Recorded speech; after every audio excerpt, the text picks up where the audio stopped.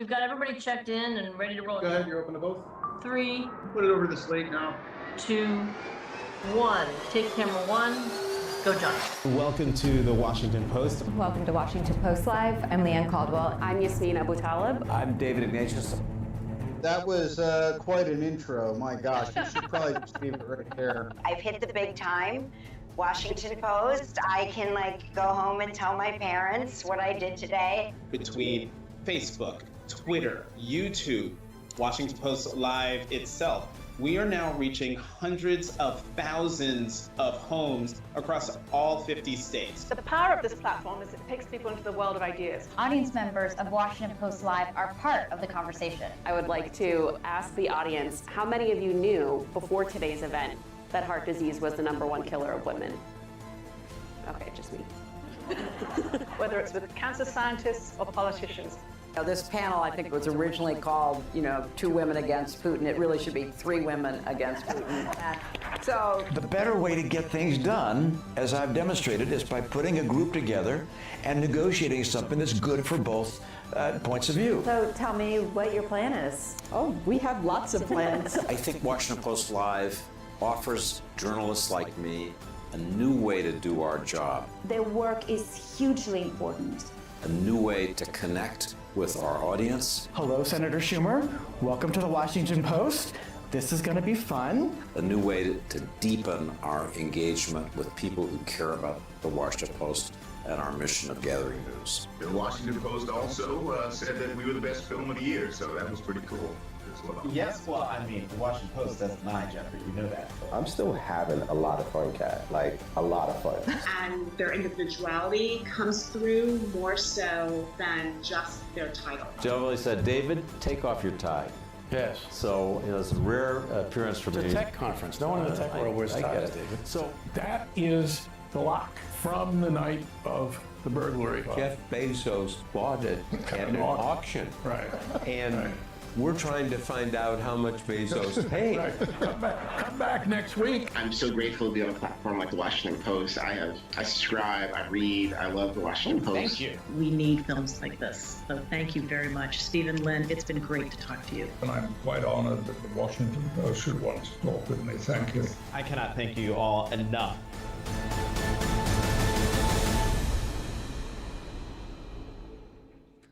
Hello and welcome. I'm Susie Watford, Chief Strategy Officer at the Washington Post.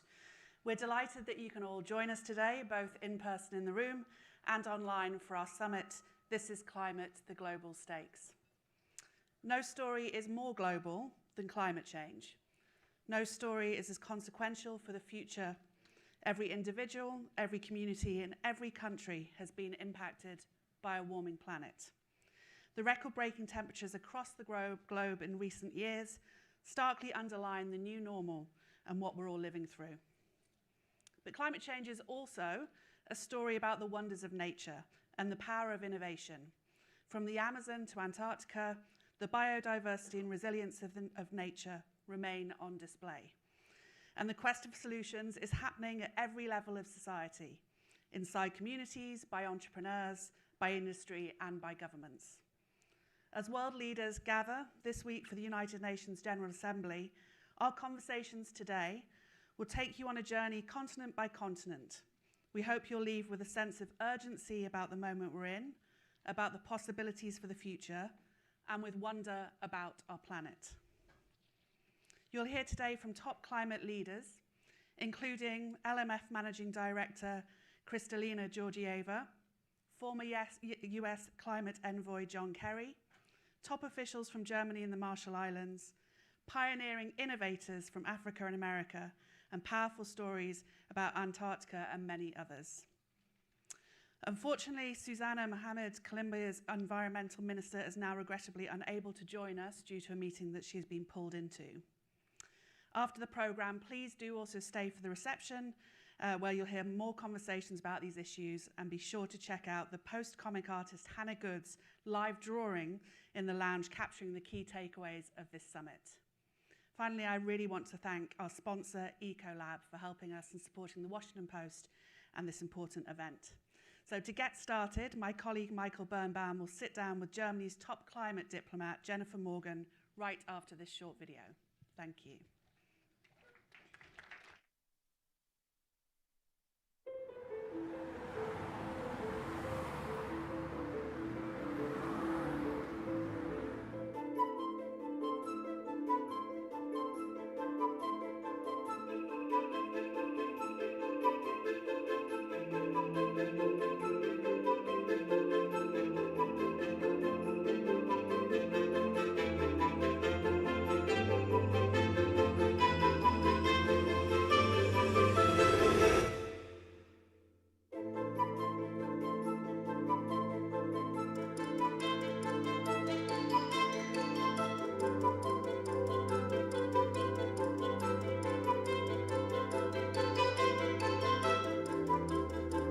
Working together with shared values, but also shared interests, gives us a chance to shift also in this critical moment in the world where we are many ways going apart, to bring us together around a collective challenge and making the world better for each of our own populations, our own people.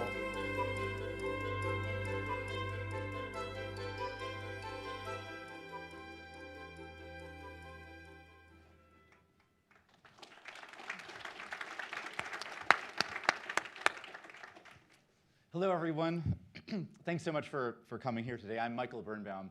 I cover foreign affairs at the Washington Post. I've also covered climate, and I was our bureau chief in Berlin, Moscow, and Brussels. I'm delighted to be joined today by Jennifer Morgan, Germany's envoy for climate issues and a state secretary in the foreign ministry. This summit today is going to take us all around the world. The continent, we're going to go continent by continent, exploring the impact of climate change and the solutions at hand. And it's just very exciting to start off in Europe with Germany. Jennifer Morgan, thank you so much for joining us. Oh, it's a real pleasure to be here. Thank you. So all around the world, and including in Europe, we've seen record-breaking temperatures this year. UN Secretary General Antonio Guterres has said the era of global warming has ended.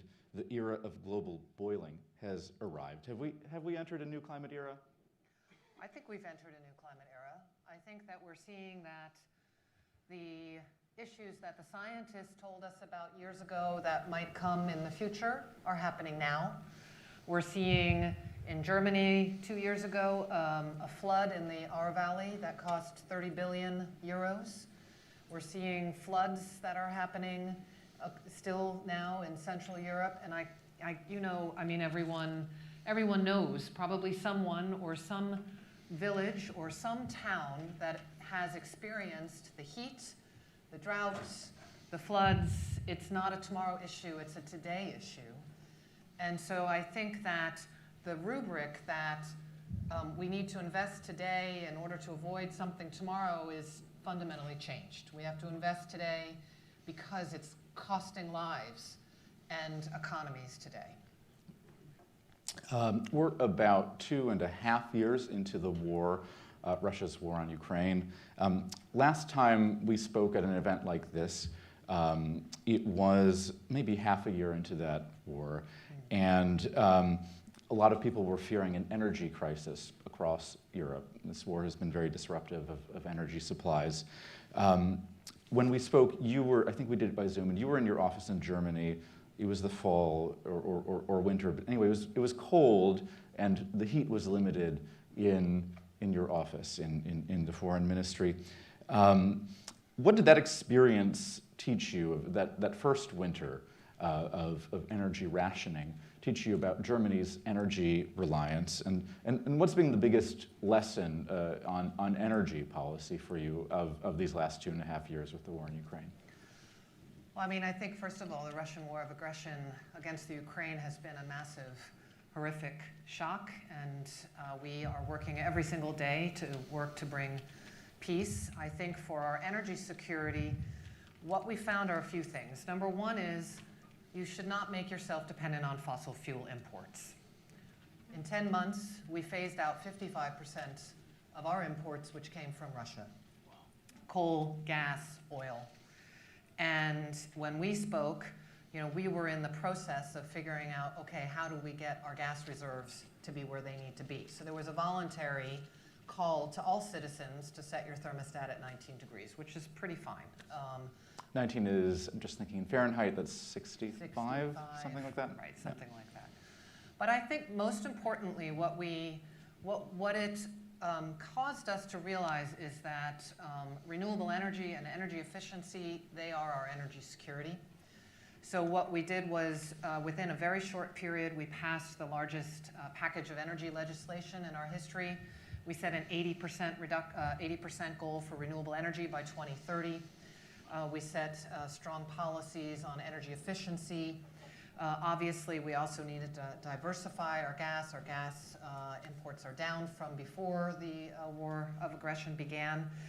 And I think this ability to, or forced ability to think about energy security with renewables, economic security, and climate security together, I think is a watershed in a way. And we, in a way, have been able to fill our reserves. We are, it's a tremendous tribute to all German European citizens. So our reserves are full.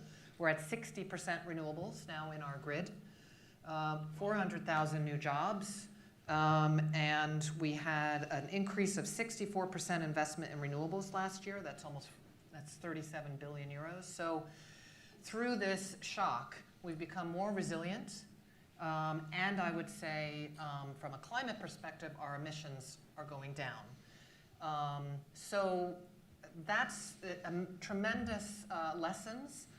I think if you look at the list of all of the measures that needed to be taken to get there, also very reliable grid, prices are back down from before the war, thanks to renewable energy, or the war started.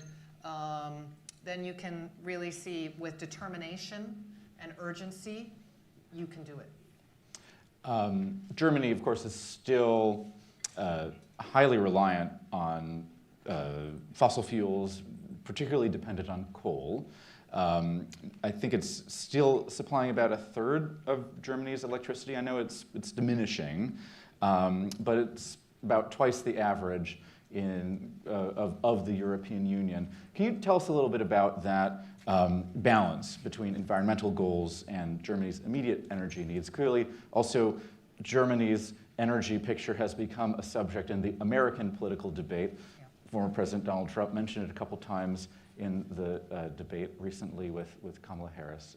Tell us a little bit about that balance. Sure thing. No, I think beyond this kind of initial package on renewables that we scaled up, Germany's been on a pathway for some time to have a just energy transition away from coal. So we have the aim to phase out coal by 2030. And we're making good progress on that. I think we took 15 more plants off at the beginning of this year. And there's been a specific agreement with some of the states in Western Germany for that. In Eastern Germany, that's still being discussed. But because of the emissions trading system in Europe and the pricing of carbon, then coal is just not economic anymore. And renewables is so cheap that it's overtaking, it's able to fill all those demands. Germany also has phased out nuclear power. So I think the situation is, number one, focus in on the just part of the energy transition, which we've been doing. So bringing together labor unions, business, states, environmental activists, scientists to say, okay, how do we do this kind of a phase out, making sure that people have opportunities if the coal is being phased out, and there's new investment, as I mentioned, going into renewables, looking that those go into those states and those areas where coal was before, and really scaling up the efficiency and renewables piece. So I think we are still learning a huge amount, and there's more to be done. I think the other piece that's quite important that gets forgotten is the grid. Like everywhere I go around the world, it's about the grid. So what we've learned in Germany and what we're doing is to have a flexible smart grid, so that if you have, we have days with 100% renewables now in our grid, but the average is now about 60, that it can be moved around. that you can be looking at focusing what your capacity, what's needed, and have that kind of a flexible grid within a European grid. Of course, we are nestled inside of Europe on all of that, and making sure those investments are happening. It's something that we find other countries are quite interested in, because we're all trying to have economic prosperity, energy security, and climate security at the same time. You mentioned nuclear. Yep. Some of your neighbors, particularly France, but others as well, have taken a very different approach to nuclear and included it as more of a cornerstone in their move toward emissions-free energy. Germany, on the other hand, as you said, has been phasing out its nuclear plants. Even after the war in Ukraine, it's temporarily, at least, made Germany more dependent on carbon, fossil fuels. Was it a mistake to phase out, to sort of hold to that timeline? Should you have done it differently, or are you excited still about that aspect of the climate plans? Still determined, excited. The nuclear phase out has happened. There's no Yes. going back. When you start decommissioning nuclear power plants, talk to the utilities who are doing it. It's not an easy thing to go back on. And it's an issue where German society, having lived through Chernobyl, having seen what happened with Fukushima, having a highly industrialized country like Japan, that's a risk that our citizens didn't want to continue having. So it actually has,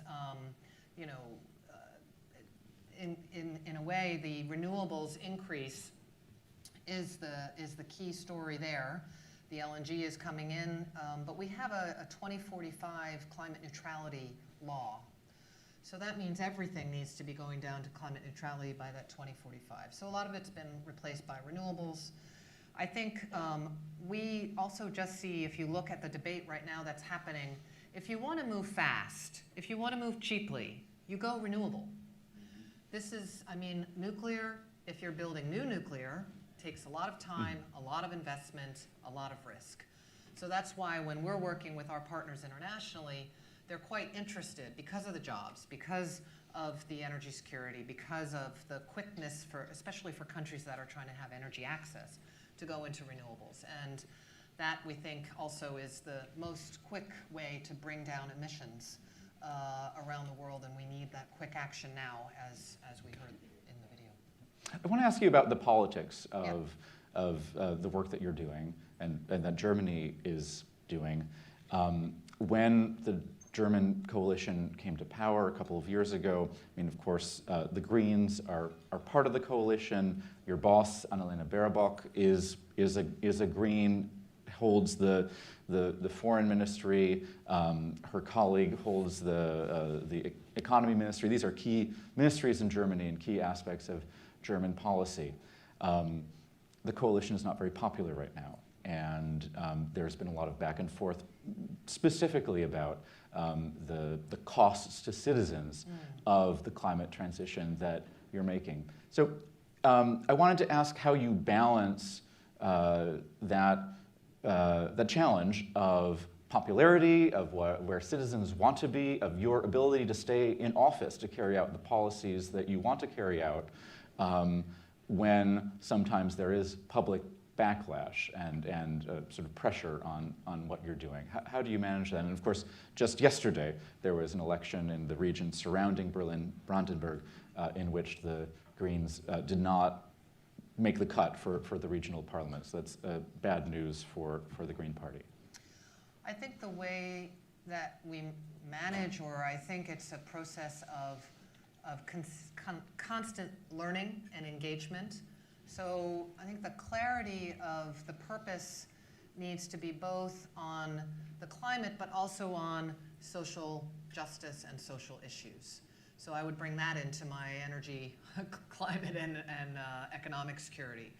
And I think one of the key things that we have learned as we've gone through, is the importance of engagement of citizens actually in the discussion around policy making, and particularly to ensure that there's an understanding that if a policy is coming in, how particularly lower income households are going to be kept whole and not have to pay any extra costs. That was always the intent.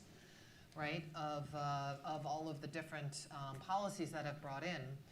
But I think if one doesn't communicate that very actively, number one, it can get lost in the discussion. Number two, if I may, I think there are those that will take that and use the uncertainty and to breed fear and try and divide society. And we actually, climate action can bring society together. Democracy is a foundation of our society, and we need that kind of participation. So I think active engagement of citizens in our democracy and our decision making is something that we've worked to double down on. And I think, it's challenging. It's challenging if you take a clear leadership stance and you understand you have a short period of time in the middle of a climate crisis to move things forward, but you have to both move forward quickly and move forward together. Moving forward together, let's talk about transatlanticism and the U.S.-Germany relationship or U.S.-Europe relationship. President Biden's, one of his key climate achievements has been the Inflation Reduction Act that channeled an awful lot of money toward green initiatives here in the United States. Europe has complained that it did so at the expense of European industry. It's sort of luring European industry here and disadvantaging Europe's industries. I'm curious, that is quite some time ago now. Where does that stand? Are you still as aggravated with the United States or with the Biden administration as you were a couple of years ago when it passed? There was a lot of frustration at the time. Have you managed to resolve some of those differences?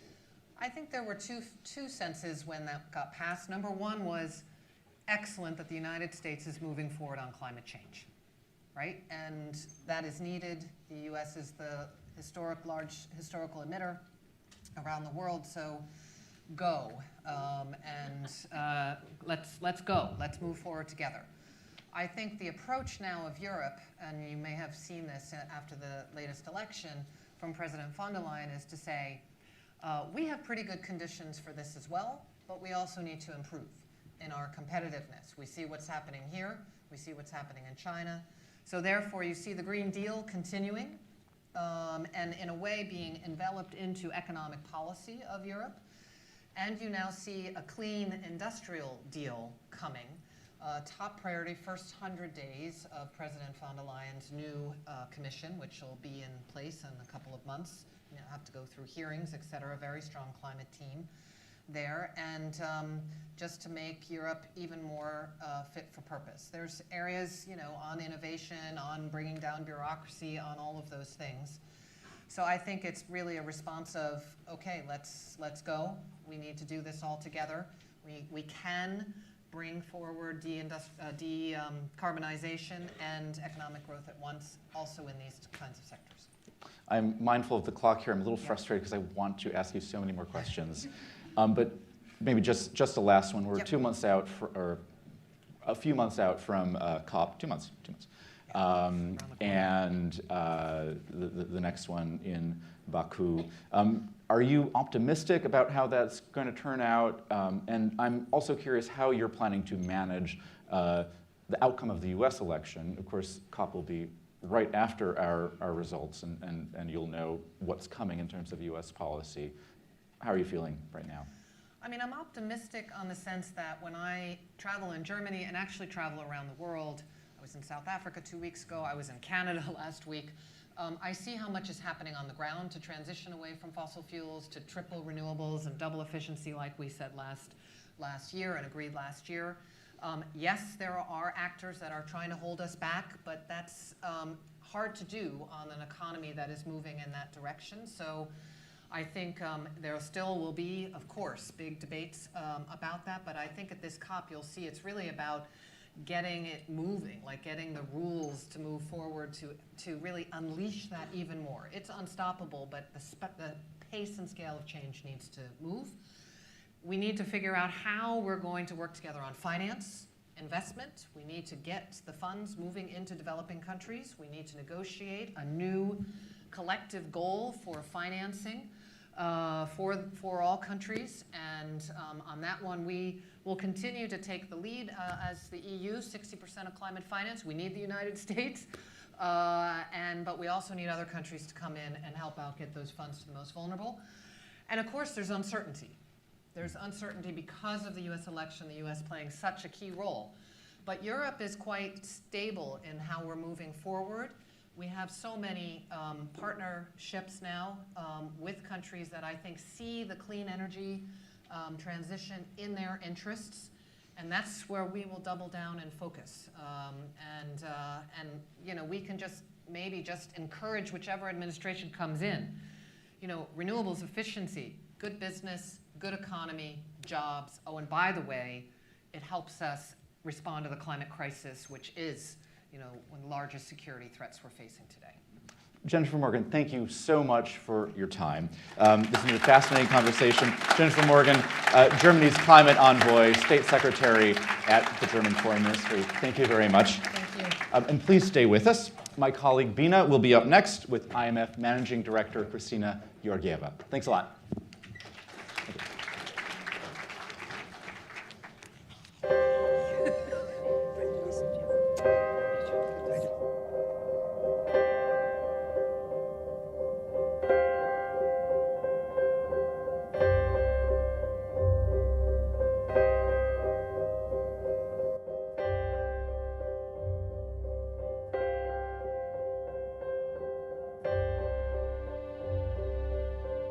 We have responsibility to be stewards of our beautiful small planet's future, because this is the home for the future generations.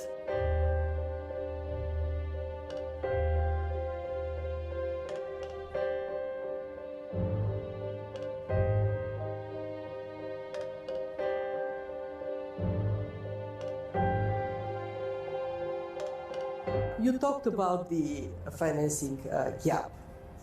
We would never close it if we rely on the generosity of rich countries, because it is too big to be closed with public money. So, most important here and in the months to follow is to work relentlessly to create opportunities for private investments to take place in the developing world.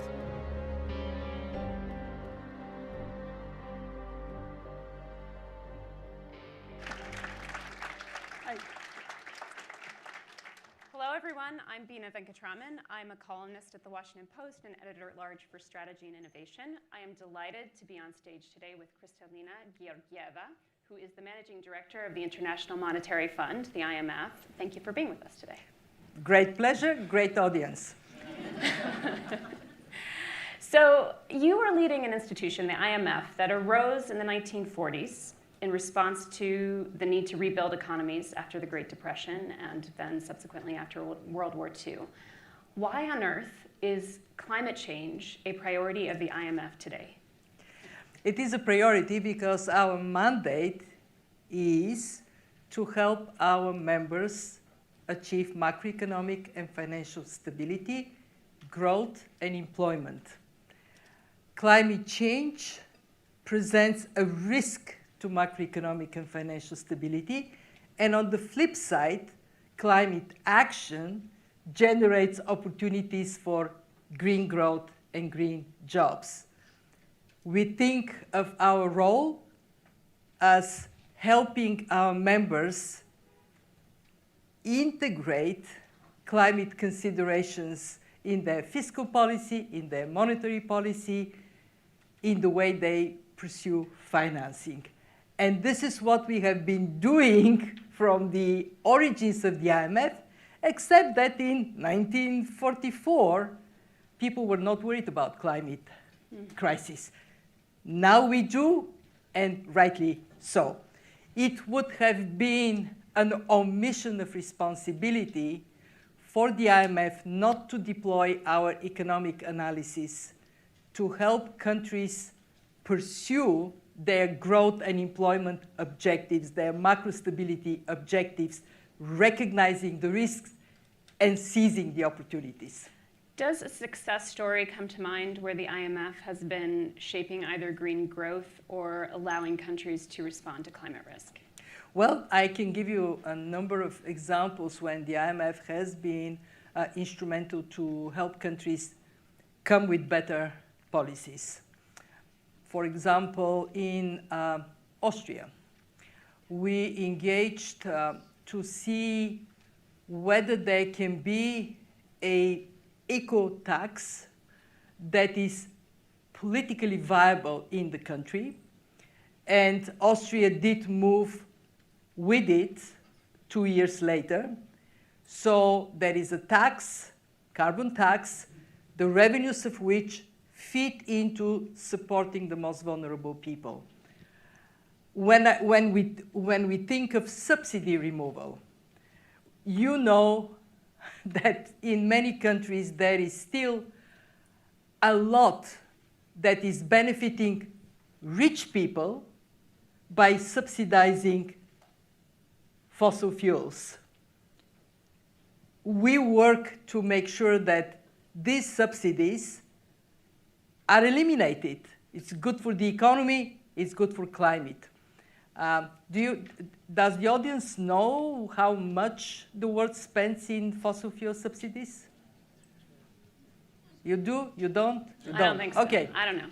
Okay. I don't know the number. Last year, Yeah. last year, $800 billion went into fossil fuel subsidies. If you take also the indirect cost that come from air pollution, from people dying from it, that come from not pricing carbon appropriately, the total amount of subsidies is $6.5 trillion. 6.5% of global GDP. So what we do is we help countries to see how they can have a rational economic policy, good for their businesses, good for their people, good for climate.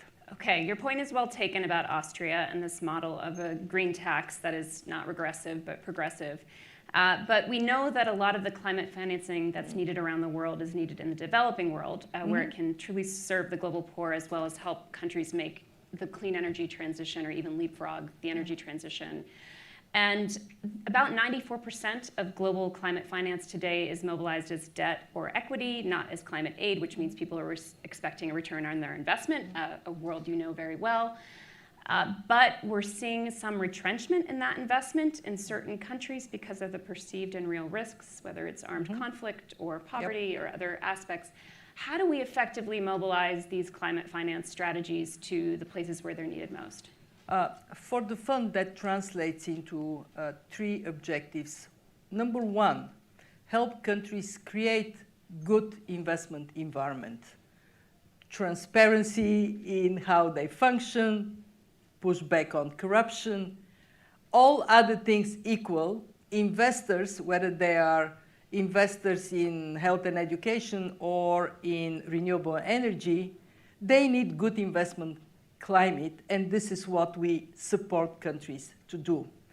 Number 2, we work with countries to identify where they can introduce more incentives and they can use their own tax money more effectively to shift the economy towards a greener performance. And we do that by engaging with countries through our so-called Article 4 consultations. This is annual checkup. We check the well-being of economies around the world, and we look at ways in which they can more specifically address their climate objectives. And number 3, we recognize that in the environment we operate today, growth is slow, debt is high. And therefore, we can concentrate a lot of our work to help countries with good debt management, but also help countries that are already crushed by heavy burden of debt to restructure this debt so they can open up space for their policy objectives. So some world leaders, including Barbados' Prime Minister Mia Mottley, have argued for more reforms actually to the IMF process versus their own approach to debt, to restructuring that debt. So for example, the notion that when a country faces a severe climate event, a climate shock, an extreme weather event, there have been requests that the IMF reconsider some of its policies, like the schedule of loan repayments or even pausing those repayments. What is your view on those kinds of reforms to the IMF's policies themselves? So I agree very much with Mia Mottley that we need to think about the world not of yesterday, but of today and the future. And in this world, we know countries are going to be more frequently hit by exogenous shocks. We saw it in this last couple of years when a pandemic and then a war and then energy price shock have impacted countries dramatically. And of course, poorer countries are much more severely impacted. So we have to think about the way we finance these countries, including at the IMF. What we have done so far is we have created some time ago, and we have utilized it actively, an instrument called Catastrophe Containment and Relief Trust. What it is a vehicle to take donor money, grant money, and then pass it to our poorest members when they are experiencing these exogenous shocks. In other words, they have done nothing wrong, but they're suffering. When the first time, by the way, we used it was in Haiti. During the pandemic, we disbursed close to $1 billion to give countries money so they pay us for 2 years in a row from these grants. They don't have to choose whether they pay the IMF and protect their good status or they look after their own people. We will work on replenishing it and then thinking of these climate-related events as a very likely reason to deploy this instrument. The second thing we have done at the fund, and Mia Mottley was among the first to enjoy the benefit of it, we created for the first time in our history a long-term financial instrument. Normally, the fund provides loans 10 years, maturity 3 to 4 years grace. For this structural transformation that climate change requires, we created a 20-year maturity, 10.5-year grace concessional instruments that countries like Barbados can benefit from. Mind you, it used to be that concessional finance was linked only to income per capita. Barbados is richer. Normally, they're not eligible for concessional finance, but with this instrument, it is called Resilience and Sustainability Trust, we can finance countries like Barbados. And by the way, in Barbados, we did something really beautiful. So imagine the country is squeezed, very little fiscal space. They borrowed from us. They created a blue-green bank. They put this money from the fiscal space into it, expanded attractiveness for private investment. So my point is that we recognize the world is changing. We have to change. Right now, we are working very hard to get our members to bring down the cost of borrowing from the fund because of this very high debt environment and heavy burden on the shoulders of members. And I am very much in agreement with Mia Mottley that we have to continue to think, to innovate, to do what has never been done because we are faced with problems we have never faced before. Yeah, I want to ask you about how you make the case for that because, of course, we're going into another COP with Azerbaijan, and it feels like the same arguments keep getting made, which is the rich countries of the world have developed with the benefit of fossil fuels, yet the poorer countries of the world are experiencing the most harm. So we know that there's this moral argument to do things like your catastrophic fund, to help out Barbados, to help out other countries. But what is the economic and financial case for doing that? Why should wealthy countries help poorer nations in creating these instruments, through funding these instruments? What's the financial reason? Well, the financial argument is that in a world that is less secure, more shock-prone, the impact of disasters in one place can travel far away. Just think about the continent of Africa being hit by droughts. What it means is people in desperation run to Europe. We are interconnected. The second part of the argument is if developing countries are falling further behind, the global economy shrinks. And when it shrinks, that affects everybody. I also want to add that when we look at the picture of emission increase, if the rich countries do not facilitate investment in mitigation in the developing world, guess what? It doesn't matter what they do at home, because emissions in the developing world would skyrocket. So that interdependence we have to embrace and then act accordingly. We have a question from the audience. Benjamin Bartle from New York asks, what innovative approaches or partnerships do you see as most critical to unlocking the trillions of dollars required to meet both mitigation and adaptation goals? And how can we ensure that these funds are accessible and effectively deployed where needed most? Well, for me as a head of international organization, it is absolutely essential that we all, the IMF, the World Bank, the regional development banks, work as a system, that we pool our resources and capabilities and we deploy them as a coordinated approach to financing. And then we aim to identify what are the obstacles for private finance to go into countries, and then again work together to eliminate these obstacles. There is, I will name two things in which we are working. It is something that is absolutely essential to answer this question, to address. One is foreign exchange risk.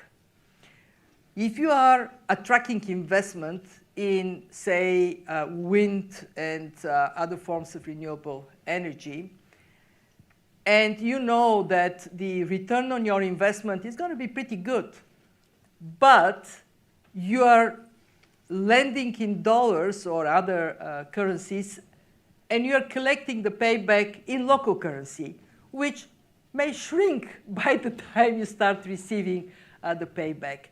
You are genuinely hugely interested in figuring out how to manage this foreign exchange risk. Or if you are an investor that is going in a high-risk environment, you want to know you're not going to be let fall on your face in the first instance of trouble. So you would be very keen to have a first loss guarantee of a kind. So working on these things, they're not easy, by the way. This is not trivial. Working together to eliminate risks, and for the fund, help our countries to have strong fundamentals, good policies, good institutions. So all other things equal, they create more confidence for actions. One thing, can I add one? Yeah. I mean, one thing that we all should be very focused on is how can we create an environment for policymakers to make good decisions? Because policymakers, and I was listening to the German colleague, they are faced with a very complicated trilemma. They have the objective of climate action, accelerate mitigation and adaptation, one. They have the objective of fiscal consolidation because the last years have lifted up their debt burden. And they have the objective of acceptance of the public of measures they take. So climate action means what? Spend more. Fiscal consolidation means what? Spend less. Public acceptance means what? Don't tax me, don't raise carbon price. How we work to help decisions to be taken when we have these contradictory objectives. It's not trivial, and there what we do at the fund is we try to show to countries the costs and benefits of different choices and help them navigate decisions that ultimately would be good for people, good for our planet. Thanks for that explanation. We're running a little bit low on time, as fascinating as this is. But I want to ask you, we're kind of in a moment where we have historic levels of deployment of clean energy and investment in clean energy, despite the barriers to getting more finance mobilized. But we're also seeing more extreme weather events. We are seeing ongoing emissions increases and the challenges of AI and how that will contribute to increased emissions. What are your areas of concern and what are your areas of hope in this current moment we're in? Well, my main concern is that we are so much running against time. This decade is absolutely critical. If we don't trim down the emissions significantly more, our analysis says if all the promises we have made are implemented, we will cut emissions by 12% in this decade. If we want 1.5 degrees Celsius, we have to cut emissions by 50%. So this is my biggest concern, that we are running against time. What is my optimism? It is the fact that we have made enormous progress in clean energy, clean mobility, and above all, we have Mother Nature helping us to see the way. How so? Well, by hammering us with the big hammer of hurricanes, droughts, floods. It is telling us, wake up, you people, you need to act. Thank you, Mother Nature. Kristalina Georgieva, this has been a fascinating conversation. Thank you for illuminating us. Thank you. Thanks for joining us. Thank you. Everyone, hang on. The conversation is going to continue. My colleague Maxine will be up next.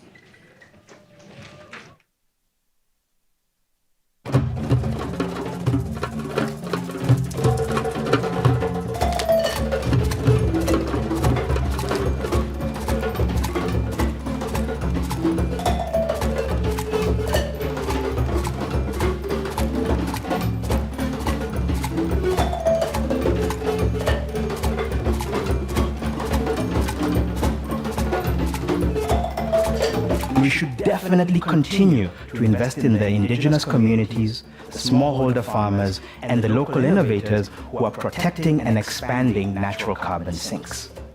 But that should not blind us to the fact that Africa also provides an ideal potential home for scaling the latest and most ambitious of climate technologies.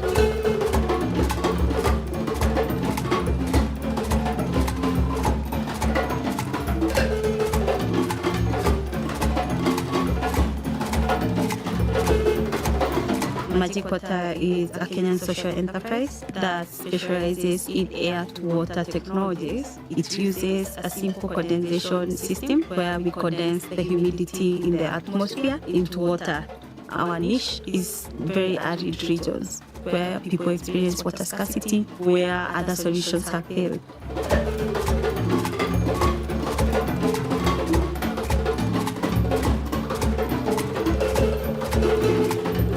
It is at once about climate mitigation and cushioning communities against the worst impacts of climate change.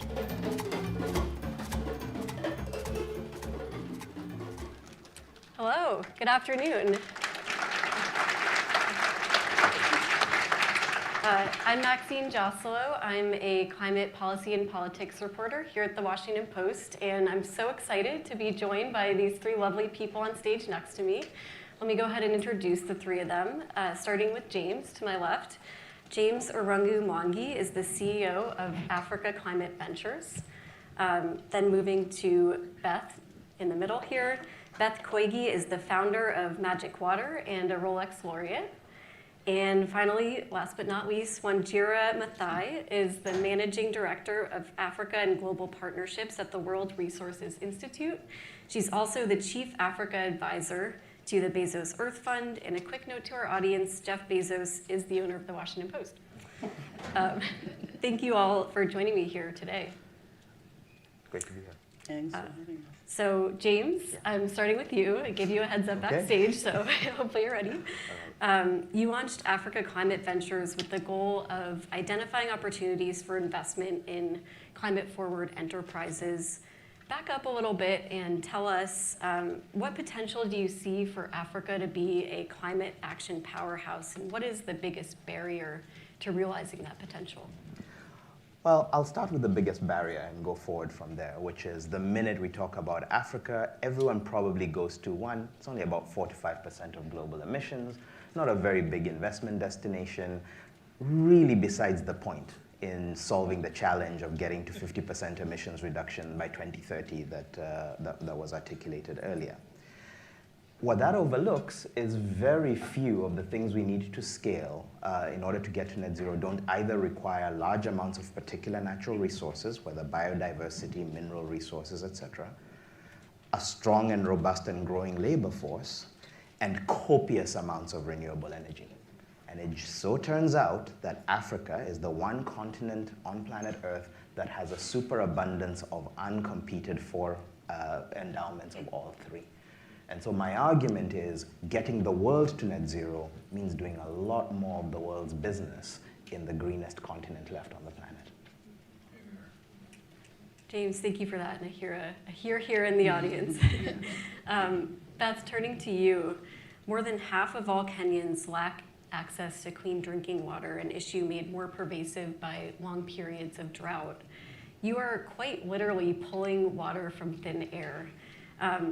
How do you do that? Tell us more about how this technology works. Thank you, Maxine, for that question. And actually, the statistic was at the moment, the World Bank estimates by 2030 that 40% of the demand for fresh water will, there will be a huge gap between demand and supply by 40% for fresh water. So the situation is becoming more and more grim, and a lot of countries are becoming more and more water scarce. And I was actually surprised. I was reading a post about the UK. Of all the places, they are estimated that they'll run out of water by 2050. So if countries like UK are running out of water, what about Kenya? We'll be gone.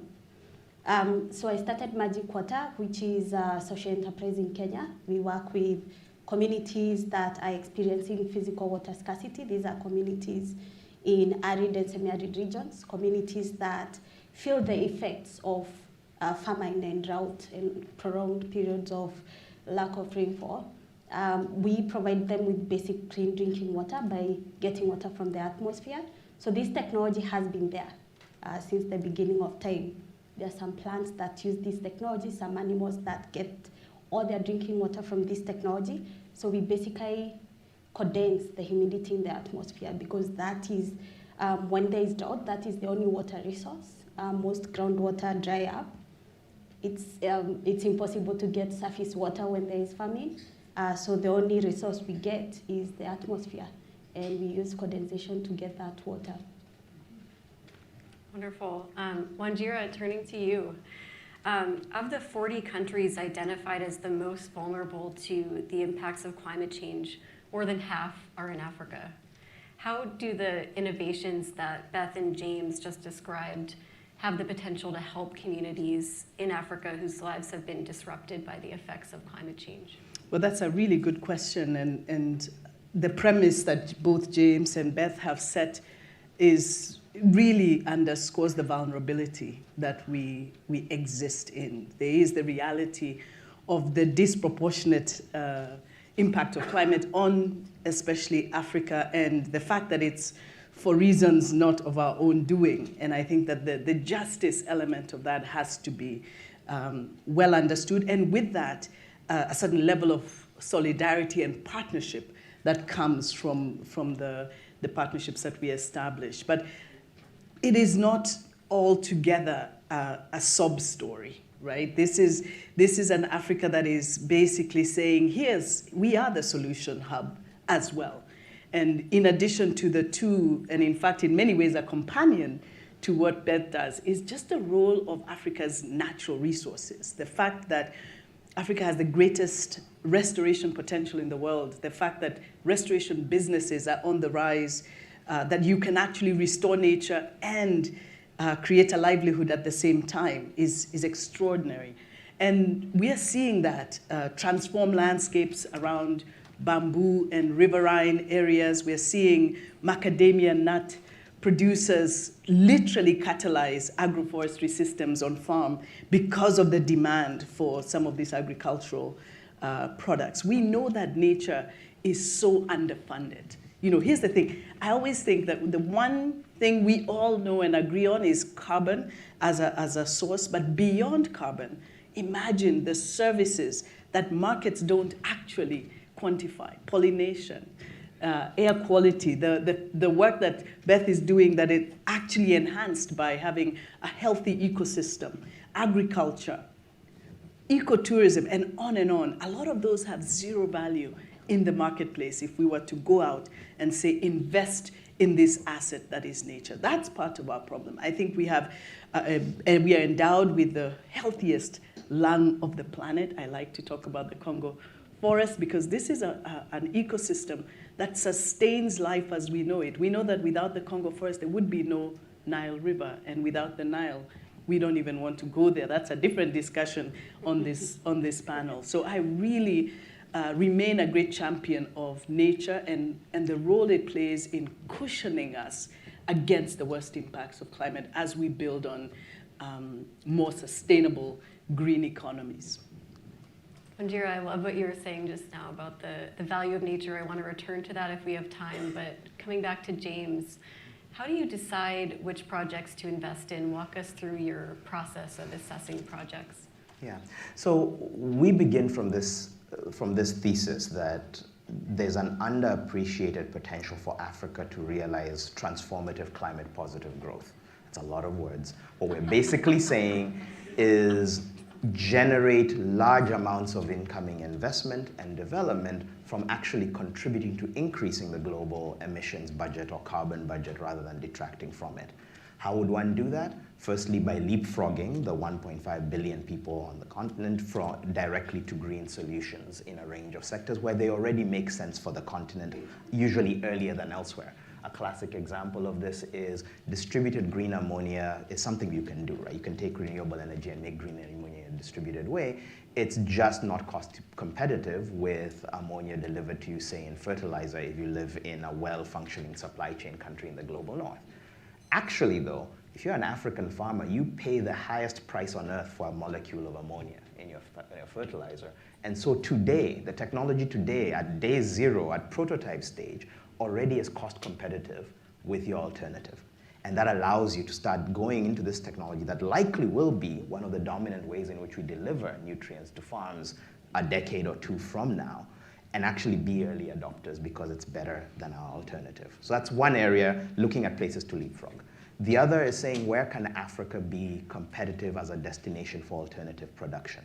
Right now, one of the big challenges we're facing in a range of companies around the world, including Amazon, is Where do we put our data centers? We're driving up all these emissions. And the question is, where can you find functionally infinite capacity, green energy capacity, to deploy data centers, right? We're thinking about 7% of global electricity consumption by the end of this decade.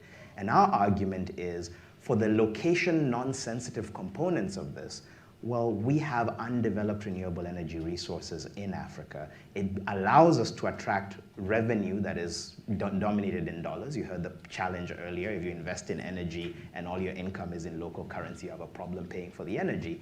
But if you actually build industries that attract export revenues, like exporting energy in the form of compute, that problem is solved. And the third area is looking at sectors like carbon dioxide removal, right? Saying we're going to overshoot in all likelihood. That means we need to really gear up and incentivize young people and communities to look after nature at scale, deploy technologies like hybrid technologies like biochar into agriculture, and on the far end, take some of that renewable energy and our geological assets and actually do direct air capture and mineralization in the best basalt reserves in the world, which are in the East African Rift Valley, which has capacity to store hundreds of billions of tons of carbon dioxide if we can figure out energy efficient ways to gather it from the atmosphere. So we look at technologies in each of those spaces. The question we're asking ourselves is, do we believe this business, if we can get it started, has a chance, by virtue of being in Africa, of being a world beater? Thank you for walking us through that. And Beth, you're the innovator of this group. Could you tell us about your funding journey and whether it was easy or difficult to get funding for Magic Water, and what opportunities you see for other innovators in the climate space to seek funding? So fundraising for Magic Water is quite difficult. And this is something a lot of water or people who have ventures in water can testify. Like, a lot of investment funding shy away from specifically water, mostly because of the obvious reasons. There's very high capital cost as compared to the returns. The returns are not something that is attractive to investors. And then again, water ventures require patient capital. So there's all these complexities that come with water specifically. So of course there is minimal funding for that, but it has become better. When I was starting Magic Water in 2018, it was very minimal. Right now I'm seeing a lot of funding specifically looking for water ventures. It's just that still, it's hard to tell a person, oh, you're investing this money, but you can only get so much. So it's a game of pull and push between investors and water ventures. But I am hopeful that we'll get there. I think it's a big start that people are looking at water as a venture that can be invested in. So there is some hope, and I'm hoping in the next few years we'll get people interested to invest in water. Great. Wanjira, you bring over 2 decades of experience advocating for social and environmental change. Tell us about the work you're doing with the World Resources Institute in Africa right now, in particular to support women entrepreneurs who are working on climate solutions. Absolutely. At WRI, we like to think of ourselves as ecosystem builders, that we support the ecosystem within which entrepreneurs like Beth and James can thrive. But here's the sad story. Entrepreneurs are struggling. They're struggling in the world's best ecosystem for business. James laid it out really nicely. The youngest and fastest growing workforce. Look at the demographic dividend that is on the African continent and look at anywhere else. The average age or the median age in Kenya is 19 years old. That's why young people today are on the street saying we are ready for business, and they're not. It is one of the most optimistic stories today. We have some of the best solar potential in the world. We know that. But investments are simply not flowing. And so ecosystem builders like us are saying we have to shift the mindset. We have to banish the tyranny of low expectations. The fact that actually we have the best opportunities, and the world, quite frankly, will not meet its climate or development goals if we do not unlock Africa's climate and development potential. That's where the solutions are today for deep decarbonization. That's where the solutions are today for this demographic dividend that is brilliant, but is literally looking for meaningful investment. I was shocked recently when I heard that the debt, at least the risk perception on the African continent, is based on two individuals who sit in Cape Town and may not have left Cape Town by the time they determine that Africa is risky. That is reckless. And we've got to shift the understanding of the real potential we have. We don't have much time at all, and we have real opportunities. That's the role that we play at WRI, is to really shine a light. But it's frustrating when, in fact, the partnerships are missing that make this reality visible.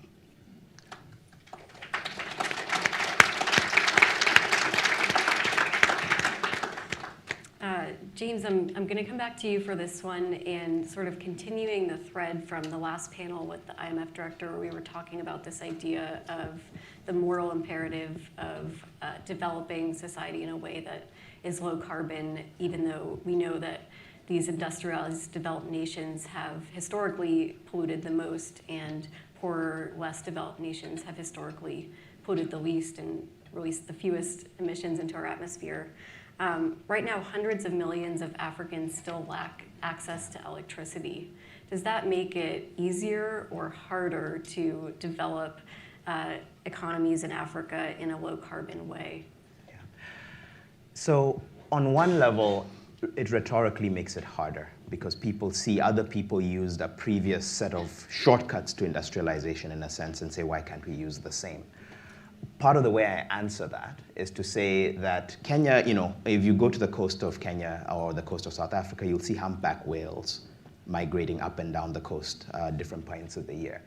And I point to them and I say, 200 years ago, that's how you lit your streets. Should we insist that we have not been allowed as Africans to exploit our humpback whale population, and we must now use them to light our streets? Technology moves on. The reason we no longer use whale oil to light our streets is, one, it's a terrible way to handle one of the most amazing species on Earth, and two, it just doesn't make economic sense. And when you look at the math, right, 60% of the world's best solar resources in Africa.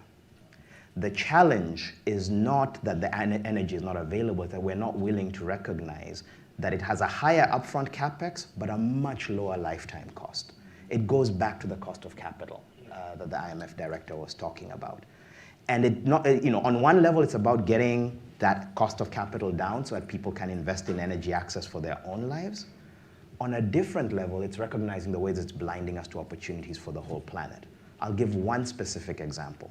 25% of the world's bauxite, which is used to make aluminum, comes from Africa. Almost none of it is processed in Africa, which, remember, has a massive superabundance of renewable energy untapped. That bauxite and processing it to aluminum is responsible for something like 300 to 400 million tons of carbon a year.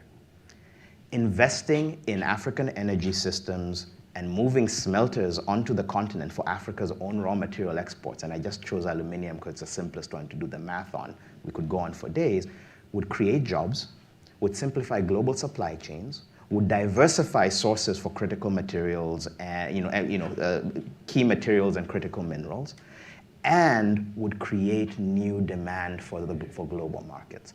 In a way, keeping Africa at the bottom of and excluded from value addition in all of the globe supply chains is excluding the globe from benefiting from Africa's energy. It's compounding Africa's poverty, and it's making it harder for everyone to reach their climate targets. I ask you, other than our old historical prejudices, who is this system serving?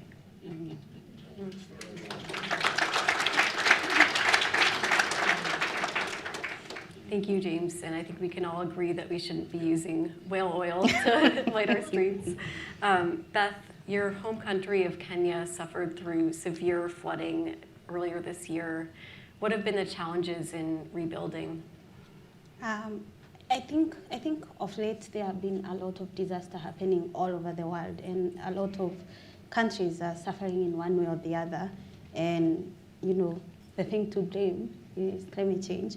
And these things are going to become more and more regular. And of course, like for example in Kenya right now, I think we are struggling with the governance. So a lot of things are being left So I don't think we just came out of 3-year-long drought, and then immediately we got flooding. So already that is a problem. We are having two extremes, the opposite of each other, and one is the solution to the other, so that tells you a lot. But at the same time, our governance has let things go. Like we are not having more accountability. Things are just left as they were. So for example, during the flooding, some of the roads have not been rebuilt. And some of these things are being seen in all sectors. Like when something happens, there is no accountability. No one wants to take the first step and actually do it. And I'm very thankful that we are having more and more young people who are standing up, and they're seeing all these inequalities and all these challenges, and they're taking the front line, and they want to start giving solutions to some of these challenges rather than waiting for a government or for a higher authority to do something. Thank you. And just looking at the clock here, I think we're running a little low on time. We have time for one more question, and that's for Wanjira. So to close, your mother actually started the Greenbelt movement, and that earned her a Nobel Prize 20 years ago. You have really continued that work. You've really continued that work and aligned yourself with that work yourself. So as we close, I just wanted to ask you about the future. What gives you hope that the work that you're doing will deliver a more promising future for future Africans, much as you and your mother have dedicated your lives to? Well, thank you for that. We pay tribute to her all the time. She was inspiring, and what foresight. We say all the time in Kenya that she was 30 years ahead of us in protecting some of the precious green spaces we enjoy. I mean, I think the thing is, the work we all do is not only about Africa. It's about the rest of the world. It's about all of us. And the extent to which we appreciate the interconnectivity, the fact that we are connected. This is well understood in African ideas like Ubuntu, I am because you are. And that is fundamentally what all of this is about. That when we had the COVID crisis, we remember how much we sort of went into our own selves. And actually, it was in our best interest to take care of everybody else. We would have been better off, all of us, had we not done that. The climate crisis is no different. I feel the work that we do, if we don't do it because it's the right thing to do, we do it because it's in our best interest, all of us. Well, thank you. That's a great way to close out a fantastic panel. Thank you all so much, James, Beth, and Wanjira.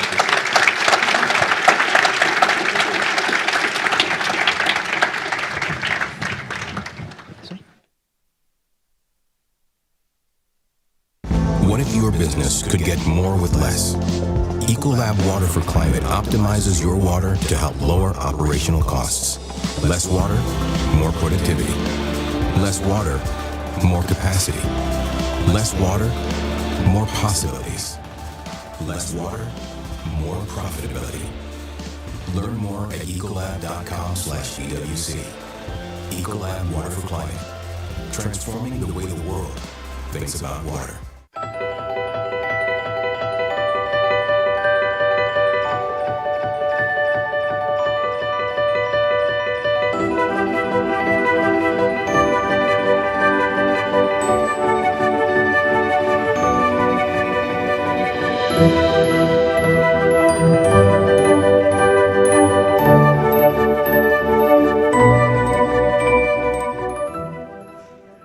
Good afternoon, everyone. My name is Kathleen Koch. I'm a longtime Washington correspondent and prize-winning author. And we're here today to talk about water. And we turn on the tap and it's there, right?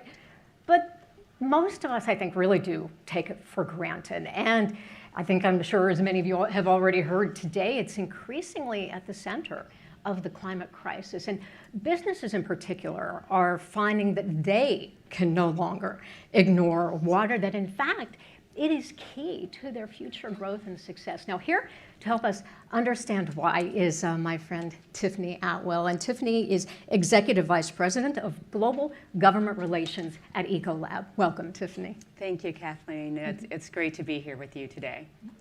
Tiffany, what do companies need to understand when it comes to the current water crisis? I mean, both in terms of their needs, but also the perceptions of their customers.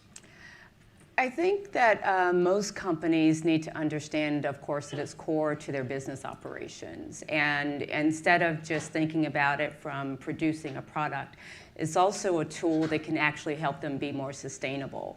And so when companies think about being sustainable, sometimes they think it's a high hurdle to try to achieve.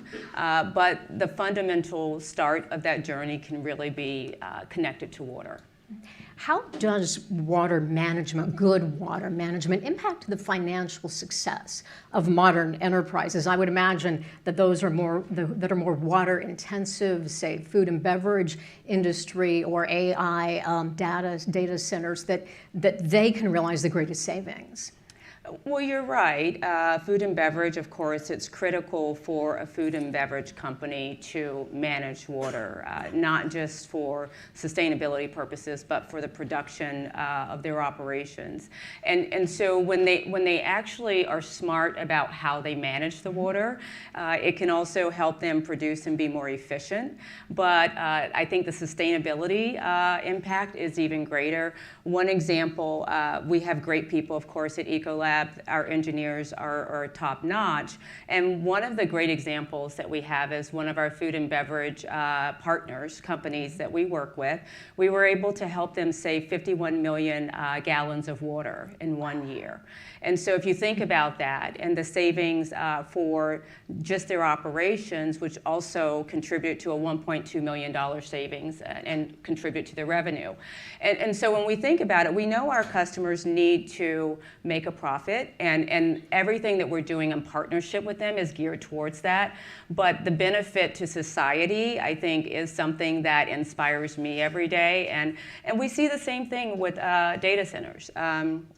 We're very fortunate to work with the data center, and we were able to help them save 58 million gallons of water in 1 year, which is about 8, I think, Olympic-sized swimming pools. And so you think about that, and data centers are our future. And many of the companies that are trying to provide data centers so we can have access to AI and our phones that we're so attached to, those companies, they're working hard and fast to give us the technology that we need. But to be able to do that, water is critical to their operations. And luckily for us, they are some of the best corporate stewards of water. So I think it's a win-win, but there's more that we need to do. Is it still difficult to flip the mindset that doing the right thing environmentally is not a cost, but a benefit? I mean, have we gotten past that yet? I think there's still a lot of work that needs to be done. I think the panel before us hit on this, and a lot of the other panelists have also hit on this. What we saw, of course, in the U.S. is the U.S. government put in place the Inflation Reduction Act, which, of course, was to hopefully spur some of that growth and incentivize some more green technology. But we do need more of that, and we obviously need more investment on the continent, as we heard from our last panel, our inspiring panel. But we do need more of that. And I think the only way that we can look at this is not just business, but also governments and NGOs coming together to partner and collaborate on some of these very challenging issues. So there's a lot more work to do, but I'm inspired. What kind of tangible business outcomes, if you could share a few, have you seen from, say, some of your customers or partners who are prioritizing water stewardship? Well, I think for us, right, we go in with our business partners, similar to what I just shared about the data center and food and beverage. When we are going in to talk to them, we obviously have the understanding that they need to make a profit because that's what allows them to employ people and to continue to invest. And so those stories continue to, I think, really be a part of the underpinning of why people are willing to take this investment seriously. But it really is about the partnership and connecting with some of our NGOs that we work with, and we also work with the Water Resilience Initiative. And those people, I think, are really key to helping people understand the best practices that are out there in addition to what we're doing. Now, I would imagine when it comes to creating lasting change on water for both businesses and consumers that will require a team approach. So I wanted to ask you about collaboration. How can businesses collaborate with governments, NGOs, and other stakeholders to not only tackle shared water challenges, but also to push forward policies that support sustainable water management? Great question. Well, I'm very proud of our CEO, who's very active with the UN Global Compact and is chairing the CEO Water Mandate. And that's a partnership of NGOs and, of course, the United Nations. But we're up to 37 companies that have agreed to make commitments to reduce their water footprint. And I think that is a great model. And what we would say is, you don't have to reinvent something new. You could come and join the efforts that are already ongoing. And you don't have to go it alone. Right. And that's the key, because that can sometimes be a barrier for many companies. It's going at it alone and needing to have all of the resources on hand when you really actually don't do that. There are many NGOs, we saw some on the stage just now, that are working in this space. And when you think about water, because it impacts all of us, we really do need to have a collaborative approach in how we're working with this. And then you also see not just the US government, but you've also had the French government recently pass legislation last year, the French Water Plan. And while they're calling for a 10% reduction of water usage of their industries, you also have incentives that they're providing for their companies that are investing in France to actually update their technology so they can have water savings. So you see legislation that's coming in different pockets of the world, and I think that actually is a call to action for all of us. It should hopefully inspire all of us to act now on what is a crisis that we're facing. How do you see this relationship between business and water evolving as we move into the future? And I'm really curious about the role that Ecolab's Water for Climate program is playing. Well, what we're seeing is consumers care more and more about water. A recent study showed that, of course, in the US, consumers care about water, but what was even more telling is in China, 70% of the consumers care about water and having access to water. And then if you look at IMEA, you have about 60% of the consumers in that region that also care. So if you're thinking about it from a business perspective and your consumers care about how you're producing and having access to water, I think that's one thing that businesses have to pay attention to.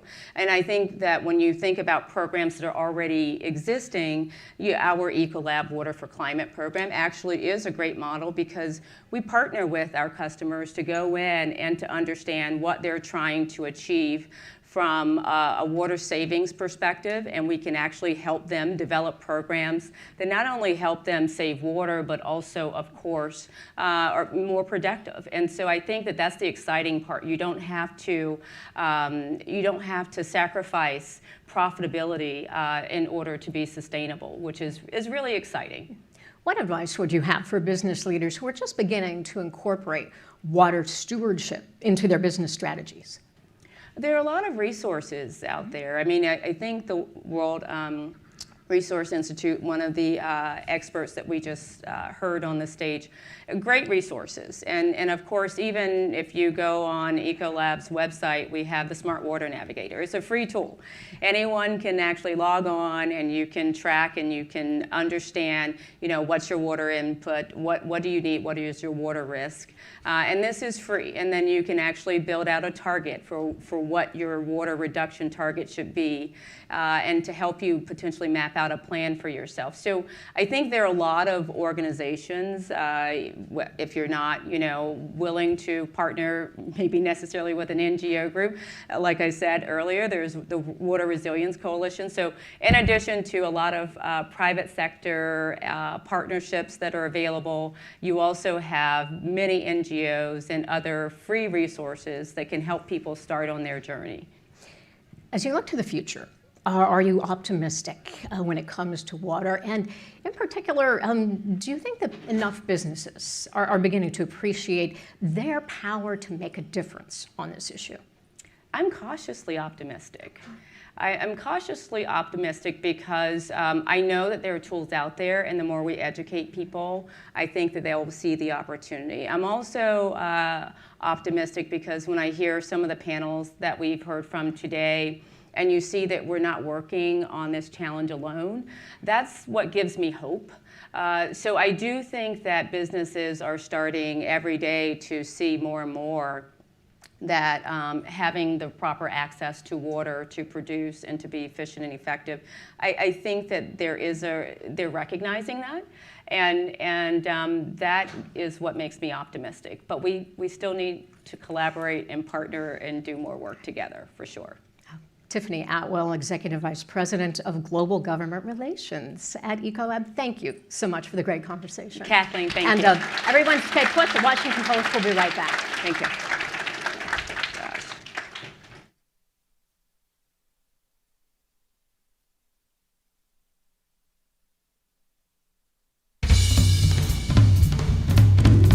What is your favorite time of the year to go on a date? Most people probably say the summertime because everyone wants to get naked, but to me it's the fall. I think it's fall. I mean, it's cuffing season for a reason, right? As our planet warms to unthinkable temperatures, some animals, and even people, are forced to rethink dating habits they've been using for generations. In horned animals, like cows and goats, females typically prefer males with the largest horns. Larger horns also help males manage their body heat more effectively and keep them cool during warmer seasons, which will come in handy as global temperatures rise. And it's not just the males who are changing their tried and true mating practices. Take the fruit fly. Females typically choose only one male, but male fruit flies have a harder time producing healthy sperm in higher temperatures. As a result, female fruit flies have adapted, increasing their number of mates in warmer environments, as shown in lab studies. We decided to take to the streets to see how climate and weather are impacting the dating lives of whoever would talk to me. He is a 10, but he doesn't believe in climate change. Oh, 0, negative, like 5. Oh gosh, that is rough. Probably a 4, actually. That would just be a stupid 10. No matter how you look at it, climate change is disrupting how males and females have traditionally chosen their mates. Will animals be able to adapt, and adapt fast enough to beat the heat? Only time will tell. Hi, everyone. Thank you for joining us. This is so exciting for you. That was me on the video. This is me in real life. Today I'm going to talk about the column that I write called Hidden Planet. That video is actually part of the column. There's a whole 4.5-minute long version as well as the article, which I'll talk about. But we were looking at how climate change is affecting how animals mate and date. And then we also extended that to humans, which we'll get to a little bit later. Today, you've heard a lot about how climate change is affecting different continents.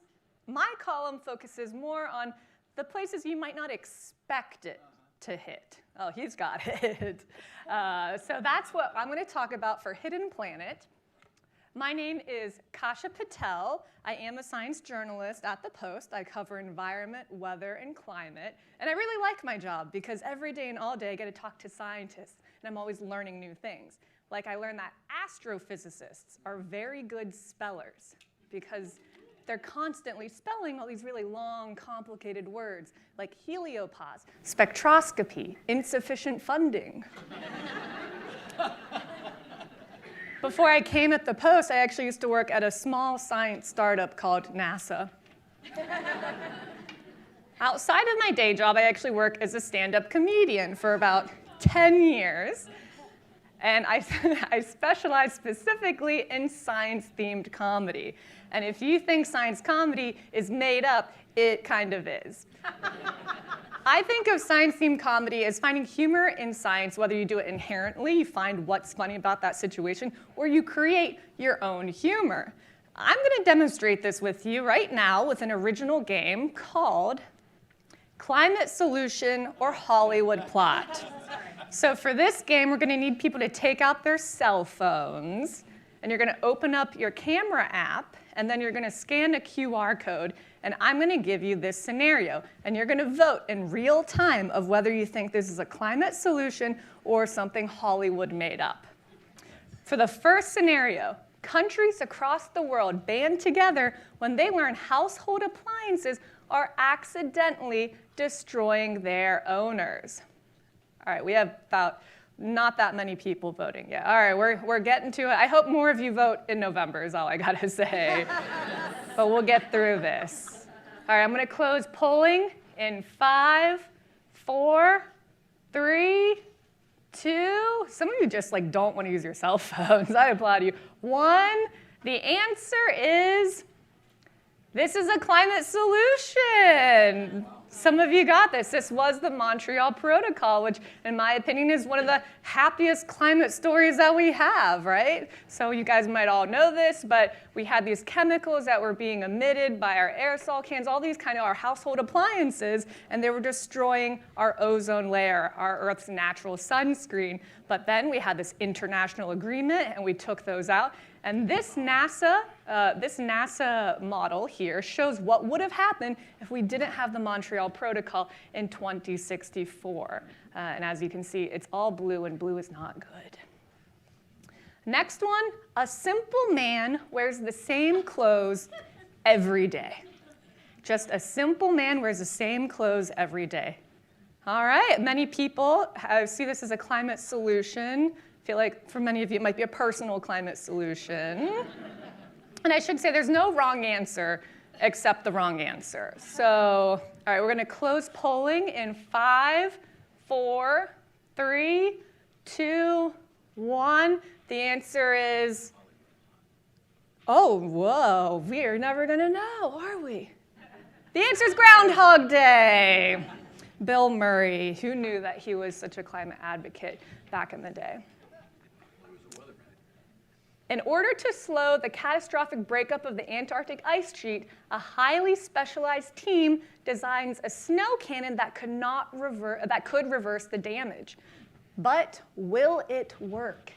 Do we think this is a climate solution or Hollywood plot?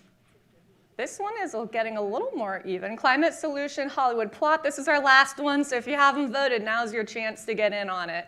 We're going to close polling in 5, 4, 3, 2, 1. The answer is, this is actually a published study. This is a published study, but it is important to read it from top to bottom because they do have this sentence in there that says, the practical execution of the endeavor is beyond the scope of this study, and it would be a technical challenge in many ways.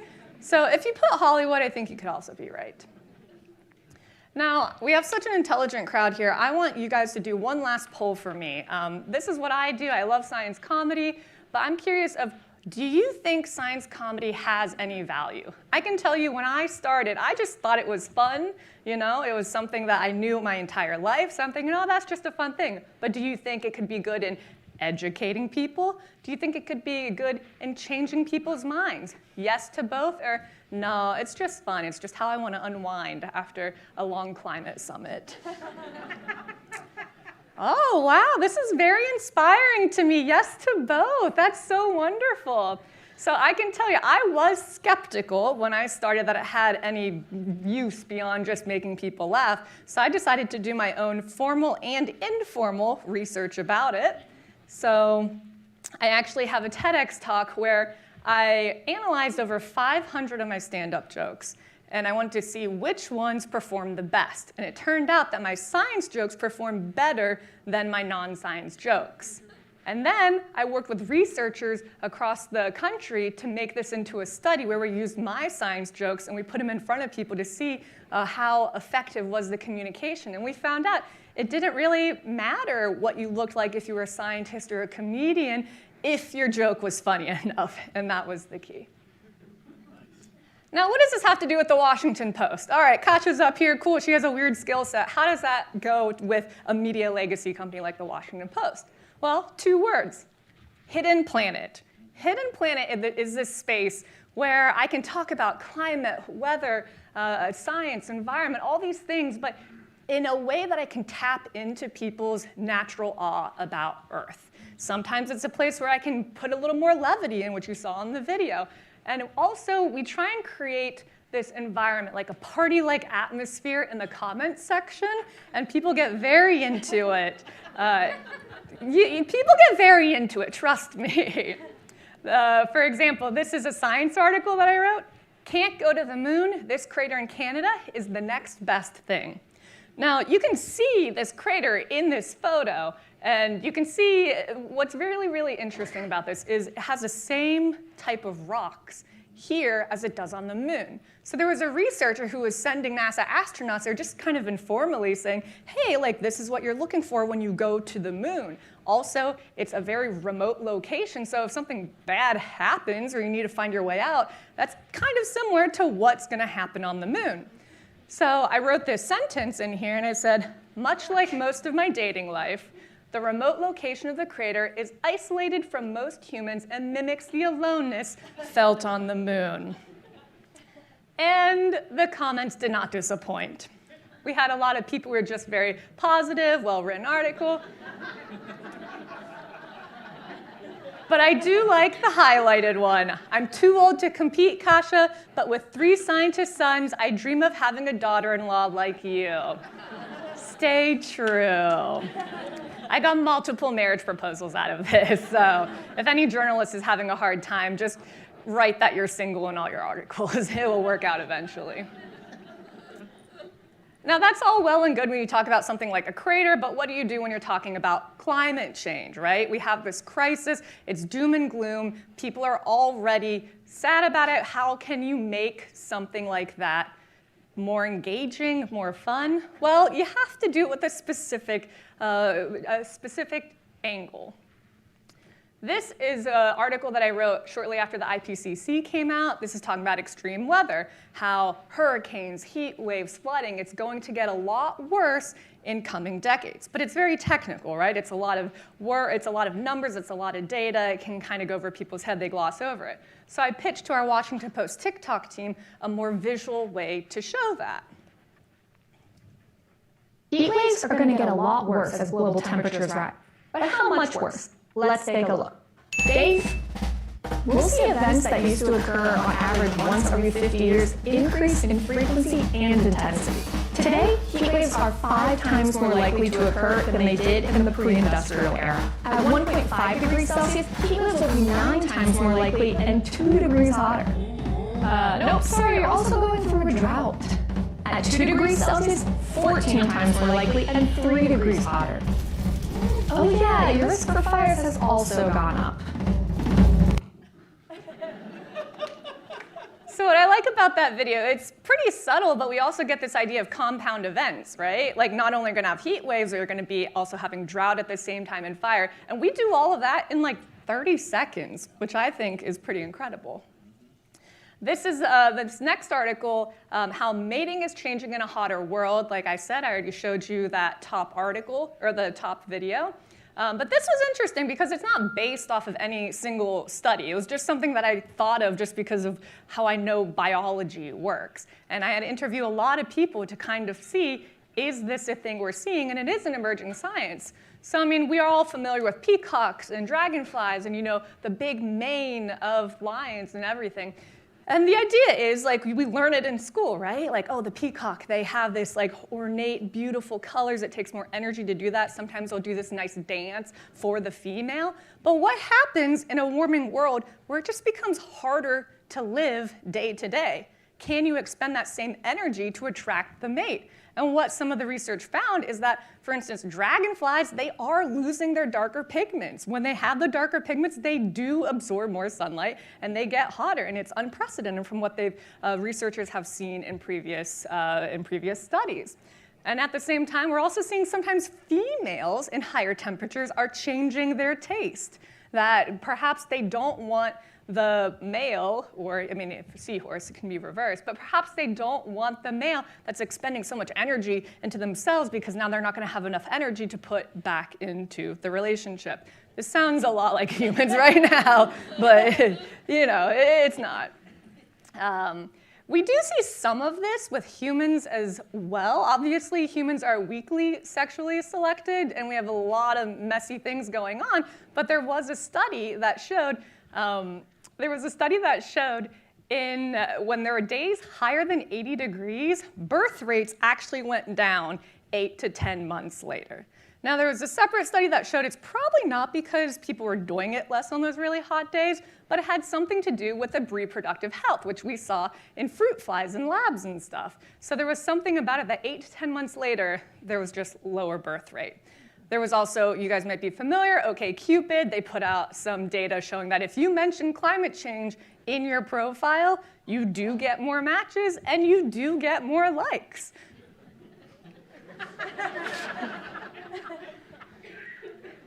I feel like we're just giving you a lot of dating advice for this one.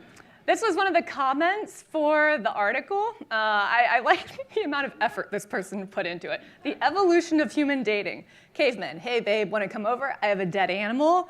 Early farmers, wanna chuck some corn? Renaissance man, I will pay you 15 gold coins for your daughter. And today, wanna come over to my house? I have air conditioning. And then this is a recent hidden planet that I did. You might have read about this, it may be by me, maybe in the Washington Post or in other places, but basically it's a fascinating story. Last September, there was this underground rumble that lasted for 9 days. 9 days. Scientists have never known a seismic signal to last for 9 days, and they had no idea what it was. Some scientists thought, oh, maybe the instruments are broken, but it was seen globally, and also they built the instruments, and they're like, no, they're good, they're good. They also thought maybe it's a new volcano being born, but they put that one out. Someone also said aliens, because that's always valid. And then they couldn't figure this out, so they just named it an unidentified seismic object, like a UFO, but a USO. What they found out through, like I said, it took them about a year to do this. What they found out through their computer models and getting all this data from the ground, they found out that it actually happened from a glacier on a mountaintop. The glacier melted so much over decades because of climate change, melted so much that it can no longer support the mountain rock above it, that the mountain rock fell, created a huge landslide that fell into the ocean below, into the fjord below, the water below, and that created a huge tsunami. And the tsunami energy was so much that it created these waves splashing back and forth for 9 days. And every time it splashed back and forth, it created the seismic signal. So it was just like an earthquake happening over and over and over again. And this was a tremendous effort. It took about 68 people in 15 different countries to come together to figure this out. And they were having a good time with it, too. Well, I wrote it in this. One of the scientists tried recreating the tsunami in their bathtub. It did not work. But I think it's really interesting because, like I said, if you read this article in other outlets, they wrote it as just a very straightforward climate story. But I think by me really enjoying bringing out the details and talking to the scientists, I think this commenter really summarized, this is how the world works best when people around the world put forth their best efforts working together to solve a problem, and they do. Now, this is Hidden Planet. Maybe you're sitting here like, oh, that's fun and quirky, but climate comedy is not really my thing. And that's valid. That's completely fair. I'm not saying using comedy to talk about climate change is better than any long investigative series. I'm just saying it's different. In my perspective, comedy has inherent properties that can make these doom and gloom difficult topics more palatable for the general public. But even beyond that, when I think of how to write something in comedy, you have to think of how to be creative. So that's what I want to do. I want to urge all of you to think about your current climate communication and how you can take that a step further and make it more creative. I choose to do that through comedy, but you guys probably have a different way to do that. You can use this QR code to see some of the Hidden Planet stories. You can also follow me on YouTube, Instagram, and TikTok at Casablanca. That I post a lot of my stories from Hidden Planet. I'll put it into like TikTok form and things like that, including that last one that we just saw, which people really liked. I want to leave you guys on one last video that I had a lot of fun making with the Washington Post TikTok team. We put it around the time of the COP conference. Here's 50% of my carbon emissions. I ask you to triple your carbon cutting budget. That's going to need systemic solution, y'all. Well, what if I take one of these reusable bags to the grocery store? Or you can incentivize businesses to decarbonize. What if I unplug all my appliances while I'm not using them? Or you can support research and development for zero emissions technology. Well, what if I turn off the sink while brushing my teeth? Throw in the river. But it's polluted. Thank you so much for joining me. I've been Kasha Patel. You guys have been wonderful.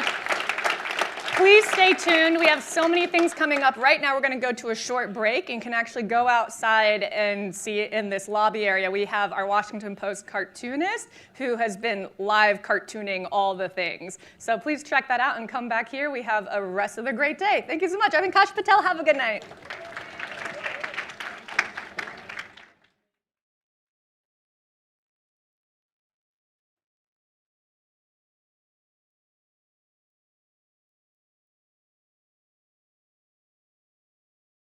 That was great. Oh, thank you. Are you aware of the group at University of Colorado?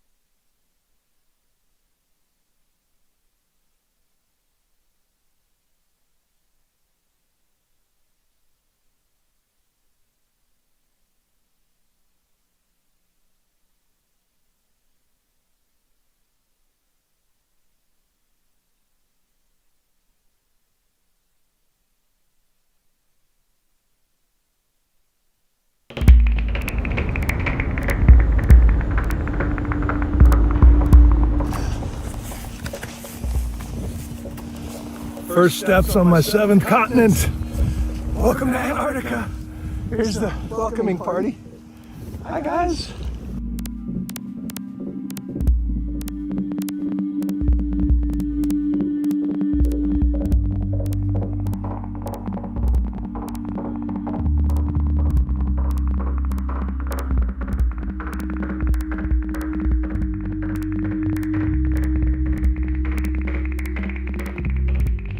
Over 90% of that ice around Antarctica has disappeared in less than a decade, and the trend line is really disturbing because it makes the glaciers that hold all the land ice in place.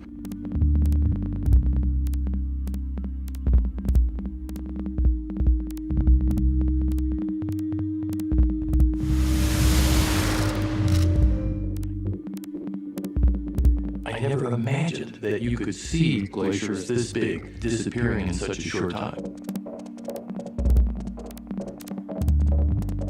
When I started the Extreme Ice Survey, climate change was still seen as a pretty abstract thing. It was something that was going to happen 20 or 30 or 50 years from now. And my God, when you could start to realize, no, it's happening right now, right in front of us, to put a real marker in time to say, this is now, this is real.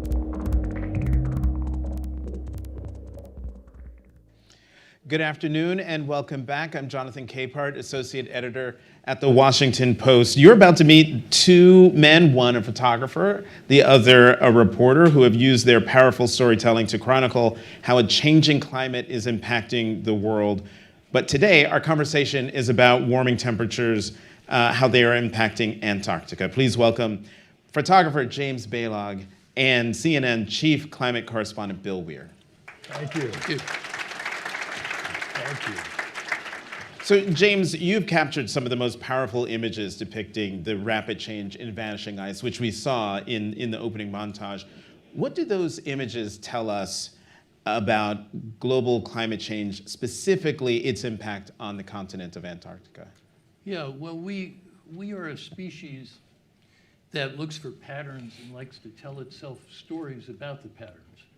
And the patterns are what science does. Science is a discipline of finding the patterns out there in the world, and art is a medium through which we tell ourselves stories about what those patterns are all about.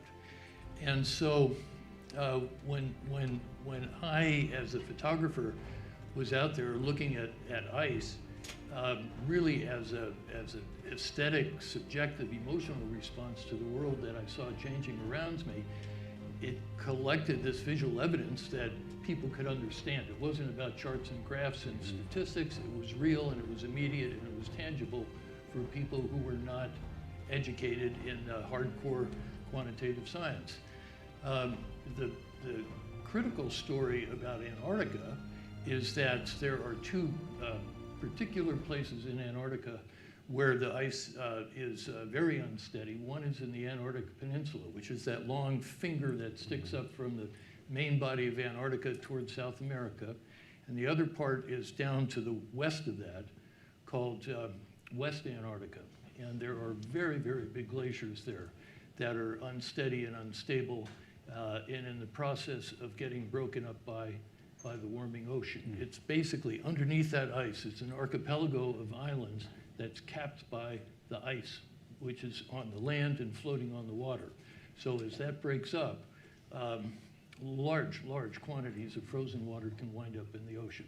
And that's been so far amounting to about 150 billion tons of ice per year is coming out of the Antarctic ice sheet and being added to the global ocean.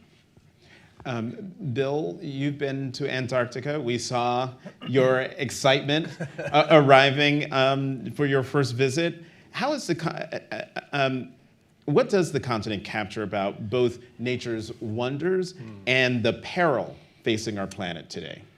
It is, Jonathan, hands down the wildest place I've ever been on 7 continents. I describe it as sort of Alaska on steroids. You know, you go to where I met Jim at the Mendenhall Glacier. There's the glacier. You go down there, it's like there's a glacier and another, you're surrounded, and it's just the biggest, most expansive, wildest place you've ever seen. And then experts who have spent more time than a few minutes, explain to you, yeah, there shouldn't be rainbows here. There should not be waterfalls coming off these glaciers. This is supposed to be a frozen desert, but it is melting at such a rate that has exceeded even the expectations of scientists a decade ago. And I don't know what wakes us up at a certain point. James showed me these pictures of the Mendenhall Glacier, and how they've shrunk like a mattress, like a guest air mattress that you just deflate when they leave. And you'd think that those pictures would be enough to wake people up to avoid the worst. But then this summer, people in Juneau, just downhill from that glacier, woke up with 3 feet of freezing water in their living rooms. It's called a glacier lake outburst flood, or GLOF. This is a new part of our climate change vernacular. Wait, say that again? GLOF. GLOF, G-L-O-F, Glacier Lake Outburst Flood. And there are millions of people living under glaciers, especially in the Himalayas. And maybe it's an earthen dam keeping them from all that ticking time bomb melting water drip by drip that's coming down. And so what I left Antarctica with was just awe and wonder times 10, both the fear and the fascination. But Antarctica also gives me hope. It's the one place that represents scientific consensus. Nobody owns it. All the nations of the world said it's going to be there for peace and science. The comeback of the humpback whale, which I went down there to study with whale scientists, is a modern conservation miracle. We almost wiped them out when I was born, and then in my lifetime, we had one whale swim within a mile of Times Square, come up the Hudson River, because the cleaning up the Hudson has been so successful relative to toxic days past. But I wish everybody could go, and I wish you could see with your own eyes the rate at which these are changing, and talk to folks who know it really well about what they fear about. And I also got an amazing lesson from a penguin. Some of the ones I met down there, we're watching them make nests, and the father goes and collects pebbles to build the nest, and then the mama chick, sits on the chicks historically in some species. But what broke my heart is they're making these nests, and they explain to us, well, these chicks, these babies will never survive the winter because it's way too late for nesting season. There was an unusually warm spring. It brought a lot of snowfall. Penguins need bare rock to nest.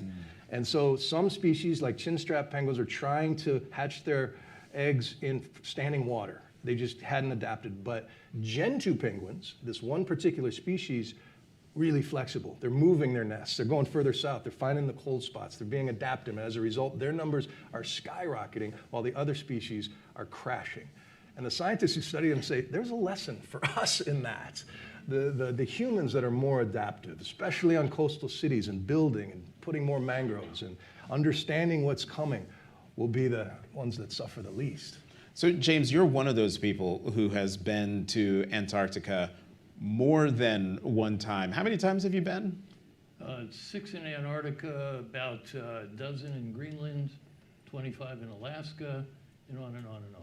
So from your first trip to your last trip, how has the continent changed over the years? My work has been focused on the peninsula. And in some parts of the peninsula, you see the ice retreating and being stagnant right where the ice has come up out of the ocean and it's parked on the edge of the land.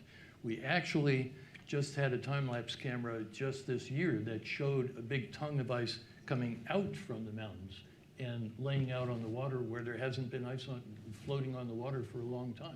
Don't know how long it'll last out there, but it's a variable place, and it's a function of how things change winter to winter, how the sea surface temperatures change, and I think the overall condition of the area that we've worked in is that the ice has retreated very, very significantly in the past 70 years. We know that from the mapping that the British Antarctic Survey did in 1950. When we were talking in the green room earlier, you mentioned that you have concerns about the Arctic. You didn't want to just talk about Antarctica, that there's something with the 2 poles. What is that? Talk about that. Well, I think in the context of what we're concerned about here as a community, we should be thinking about both polar regions, Antarctica and the Arctic, and There's a third place, the mountain glaciers. So in Greenland, there's two big ice sheets. One is Antarctica, the other one is Greenland. And if Antarctica is losing about 150 billion tons a year, Greenland is losing about 290 to 300 billion tons of ice per year. And the mountain glaciers, which span the world, the high altitudes of the world, from the Himalaya to Pakistan, to the European Alps, to the islands up in the Canadian Arctic and on over to Alaska, the mountain glaciers are losing just about the same amount that the Greenland ice sheet is losing. So in aggregate, mountain glaciers, Greenland, and Antarctica, we're losing somewhere around 750 to 800 billion tons of ice per year. And that's a huge number. I don't even know what the hell it means. We've tried analogies all over the place. You probably The one have I too. use is since I was born, Earth has lost ice the size of the United States, 15 feet thick. Ooh, that's a good one. That's a good one, I like right? that, So you can yeah. picture like a 15-foot ice crust on the continental U.S. Did you do that math? I got that one from a scientist. I said, Okay, I'm keeping good. that. I'm keeping that. But the other one that I was throwing around those sort of metaphors just this week on CNN as we talked about new science that was just released from the Antarctic Survey. This is a team from the UK, US, around the world. They spent 6 years trying to get under the Thwaites Glacier, which is a frozen hunk of ice the size of Florida, a mile thick. And if that alone melts, it'll raise sea levels by 2 feet. And that's just one glacier in West Antarctica. And it also serves as sort of a cork, which holds back a lot of the land ice inland there. And so nobody knows. So when they took this torpedo-shaped robot called an ice fin, and they drill these really long holes down to the ice and get up under it, there was worry at a time that what would happen is that these big sheer walls, as the ocean got them, they would just start to fall like this and collapse, and then the ones behind them would be even more vulnerable, and they would collapse, and it would be like this dominoes going. But when they got under it, they realized the ice is sort of on a stair step up under the glacier. The warm water of the Southern Ocean is creeping up under and miles inward, and the title of this report after 6 years had the word grim in it, in the title. Grim findings, which is, they say, it's just going to get faster and deeper. And so it's a matter of time. We can't reverse this. This is baked in. This is the laws of physics. If everybody switched to skateboards tomorrow, we still can't built in the slow motion physics of 150 years of all this fossil fuel pollution. The best we can hope for is to slow that melt down to give our coastal cities time to adapt, to put more mangroves where they're helpful, to prepare coastal cities, but also, like I talked about, the glofs. Even folks way inland aren't safe on this changing planet. So if we think too much about, this is just a coastal problem, we're missing the big picture. So you anticipated the question I was going to ask you, Bill, which was, is there anything that can be done to reverse this? And you say flat out no. So then what can be done to protect not just coastal cities around the world, but I guess inland cities as well? What are those mitigating things that can be done? Well, right now, Charleston is building $1 billion seawall around the historic part of that city, but that would only protect 20% of the population. And that's one city, $1 billion, right? New York has a plan in place that many scientists say by the time it's finished, it'll be too late, it'll be obsolete. A lot of the big mitigation, like the Mose project in Venice, Italy, to keep them is kind of obsolete by the time you finish it, because things are happening. The Earth we grew up on is gone now. And that's really hard to come to grips with. The laws of physics that we grew up with don't apply anymore. We live on a completely different Earth than the one we were born to, and we're not sure how everything works on this new one. So there's these hugely complex systems that are connected to all of this. The Greenland ice sheet, as it melts, it puts a lens of fresh water on top of the Atlantic, which sinks this big conveyor belt that goes down to the Caribbean and goes up past the UK and controls all those currents in the Atlantic. If that breaks, we're talking about massive losses in fishing and differences in climate. There have been movies, sort of apocalyptic movies, made about that sort of thing. But it's a real possibility. And the best we can do is try, I think, the scientists tell us the best we can do is just stop burning our fuel as fast as fairly as possible. And then if we can stabilize the parts per million of heat-trapping gases, carbon dioxide, methane, these sorts of things, the temperature will stabilize. And so now the goal is to hold it at a certain temperature and don't let it go out of control. James, I would love if you have any reaction to what Bill just said before I go to an audience question that is actually for you. But I mean, Bill, you made me gasp, and I'm sure other people in the audience gasped when you said, the Earth we grew up on is gone now. James? Yeah, before I answer that, I want to mention one thing about this sea level rise, because when we talk about billions of tons of ice, it sounds really abstract. The global sea level average is going up about 1/8 of an inch per year in the ocean, which doesn't sound like much. But there are many places where it's actually rising more than that because of the way the ocean currents and the winds pack the water up against the continents. One of those hotspots happens to be the east coast of the United States, especially from Florida up to Virginia. We did a film in 2018 called The Human Element that had a big scene that was shot in Chesapeake Bay in Norfolk, Virginia, where all that action is happening. And they're having their streets flooded almost every month during the high tides already. So it's a big deal. And over the course of, what is it now? Let me just check my notes here to make sure I get this right. We've had 4 inches of average global sea level rise since 1992, 8 to 9 inches since 1880. And that's the averages. The other places, like the east coast of the US, it's more than that. So that amounts to about 1 inch for every 7 years. And you don't have to add that up across very many years before you get another foot in New York and another 2 feet in New York. So to your question, I got this analogy in my head. I just turned 72 the other day. No way. Happy birthday. You're doing great, man. I feel old and This is creaky. why you should spend all your time on glaciers. Right. But as I was on the plane coming here, I was reflecting on how, you know, your mind says that you're still that guy who was 30 years old. Exactly. You know, that's what the story you're telling yourself.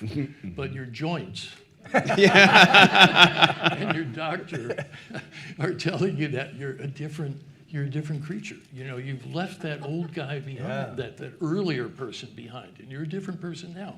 You're changing shells, different realities, and that's really what the Earth is doing. I'm totally with you on that. I did a book a few years ago called The Human Element, a time capsule from the Anthropocene. And the Anthropocene is this term that has been given to our period of time in geologic history, although that's still debated, and you've heard all about that. Essentially, we're living in an altered state. How do we feel about an altered state? I've struggled with that a lot, and I suspect everybody in this room has. You know, you're inclined to sink into a certain amount of angst and despair and frustration. You know what the world should be, and the world isn't that. Because the tides of history and technology and finance are not reacting fast enough to the urgency of the moment. And, you know, I was raised as a young person on reading Henry David Thoreau and holding that up as the gospel. And in some little corpuscle in my head, that still is the gospel. And I've been wrestling with that. What do you do with it? And I finally realized from reading and thinking about environmental history, you know, it's not as bad as it seems. That we have not actually been living in a pristine world for hundreds of thousands of years. Homo sapiens has been changing this planet for a really long time, ever since we invented fire. Now, of course, the rate of change has accelerated a lot in the past 50 to 100 to 200 years. But what I tell myself now is the world has changed, the world has always changed, and somehow we will keep muddling through. It'll be more expensive, there will be a lot of crises, there will be a lot of problems, but somehow this cockamamie crazy race called Homo sapiens will muddle through and get by. I certainly don't believe in the doomsday scenarios that are so common in the book publishing and TV world these days. I don't think it's anything you should be slashing your wrists about. Okay. So James, here's the question, the question from Olgi in Oklahoma. Olgi asks, how can the integration of information technologies in the Arctic region be accelerated to enhance connectivity and monitoring? And what are the main challenges in adapting these technologies to such remote and environmentally sensitive areas? We've got 6 minutes left, and there's this one question I've got to get into Bill before we end. So what's your answer to Olgi? Yeah, I think we need some bright 23-year-old IT people to mess with that. That's beyond my pay grade. Wow, that was shorter than I thought you were going to go. Okay, Bill. We got these guys laughing in here. There hasn't been a lot of laughing all afternoon. Oh, you just wait. Here comes the question, Bill. You've written a series of letters to your son on Earth Day every year since he was born, and that has since turned into your first book, Life as We Know It Can Be. In the most recent letter, you say that, quote, so much has happened that I wake with more wonder than worry. So I want you to unpack that for the audience and explain why whale poo is one of the things that gives you hope. Whale poo? Whale poo, I yes. mean, whales are huge, so I'm frightened. Well, let me start with the whale poo. One thing we didn't appreciate, this is a minke whale we met in the Antarctic Peninsula, came right up. He's probably the first humans he'd ever seen. And he's probably turned on his side with his eye up so he can look at the boat and see what's happening. Exactly.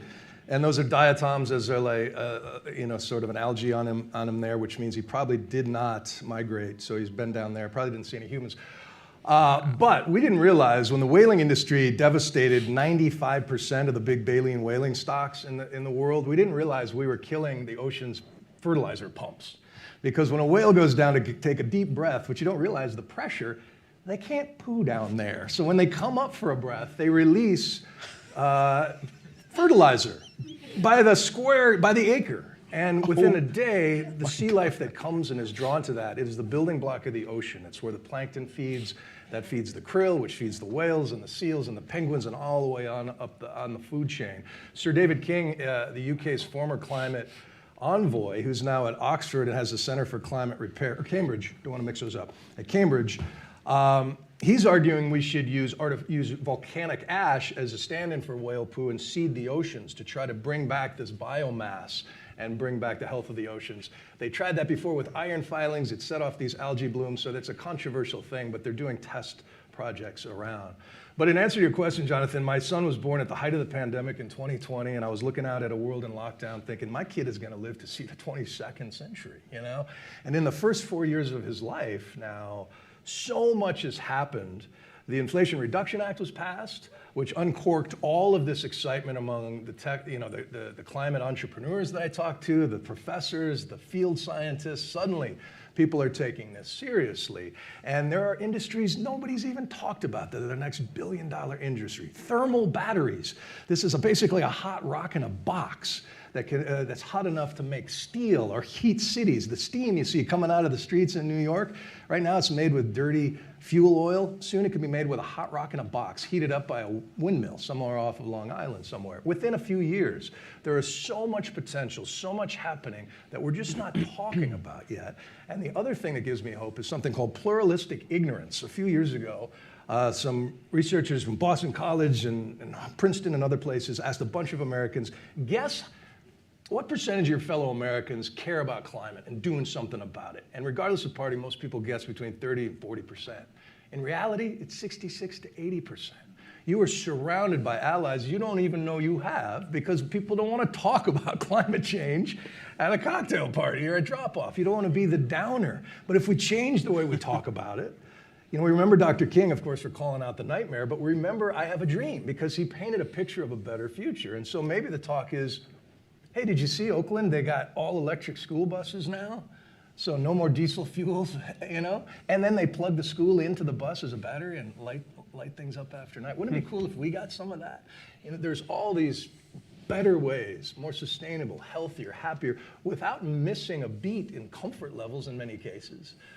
So what gives me hope is that we are made of stories. Everything in our lives, borders, currencies, corporations are just stories we agree upon in the moment. They're under constant revision.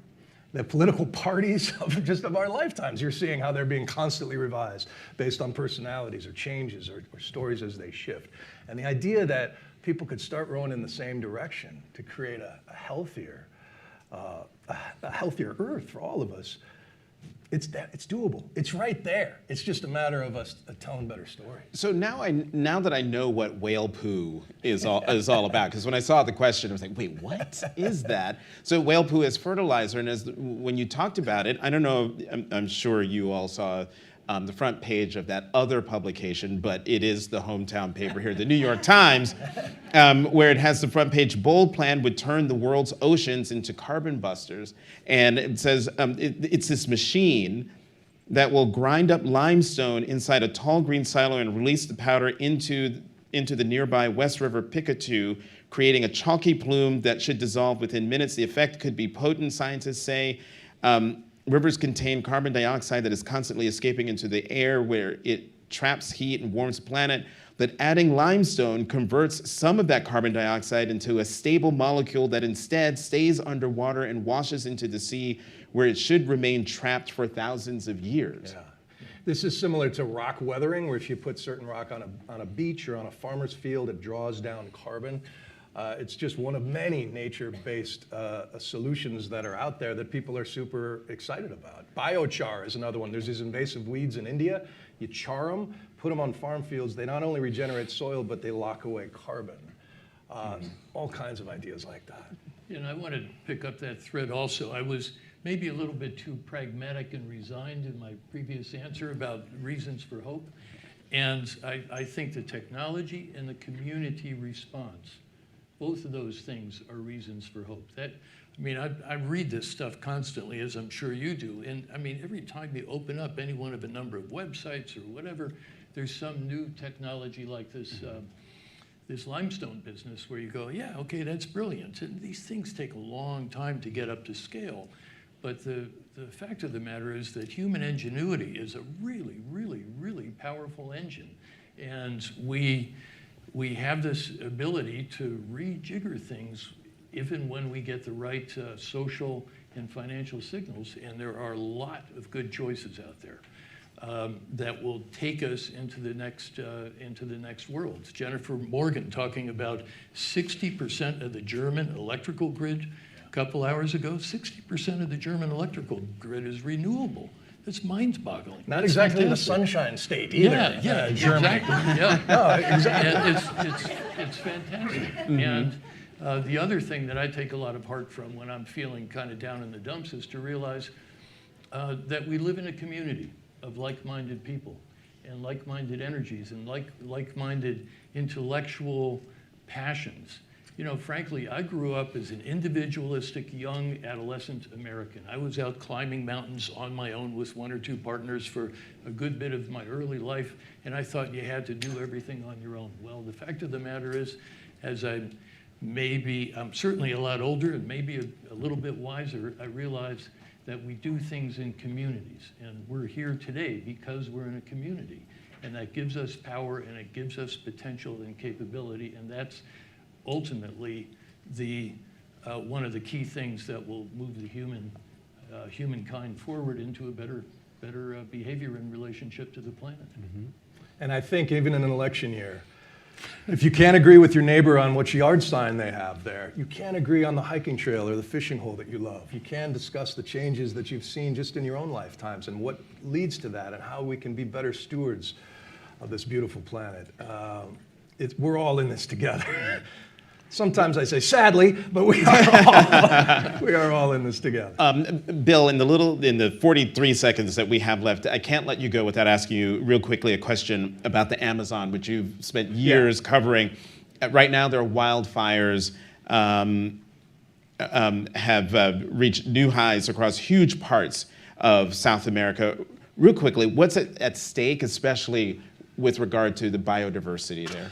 Biodiversity is massive there. There are probably miracle drugs in those jungles that we've yet to discover. Creatures, our planetary roommates, just the moral obligation to take care of them. Things are much better since Bolsonaro was beaten by Lula da Silva. The fires are down, but one thing to keep an eye on, as big companies know better because their customers called them out, they say, we're not deforesting the Amazon anymore, the Cargills of the world, the Nestles. But then they'll go to the Cerrado, which is another sort of part of Brazil, where the protections are not there, and take advantage of that. So we have to be hyper vigilant as consumers, as citizens, and just really think about, this is a time test, and every tree that old growth tree that's left standing is a win. But there's so much out there, so much energy cooking right now, that I hope confabs like this can fire folks up, fill up their buckets so they can go back into the world and do the work. Well, I have to say that coming into this conversation, particularly about Antarctica and melting glaciers and ice sheets, I approached this with foreboding. But listening to the two of you, despite sort of the dourness of most of our conversation, there is a lot of optimism and hope coming from the two of you. And so I'm going to leave this stage with that. Photographer James Baylog, CNN Chief Climate Correspondent Bill Weir, thank you both very much for being here today. And please don't go anywhere. My colleague Maxine will be out next with the Climate Envoy from the Marshall Islands. Stay with us.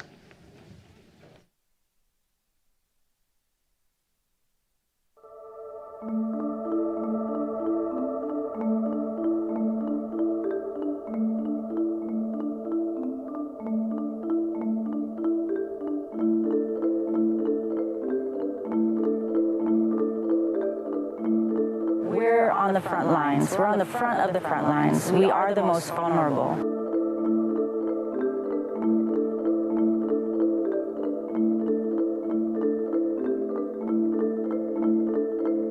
We do not accept that we are going to lose this fight. We can't accept that.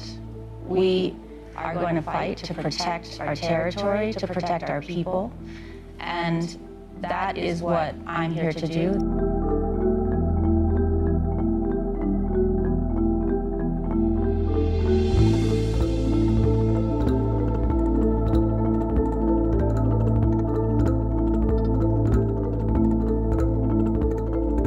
Who are the larger, wealthier nations who have really created the problem in the first place, unfortunately, have the resources to respond. We do not, and we have to work with our partners to be able to respond to this crisis and secure our future.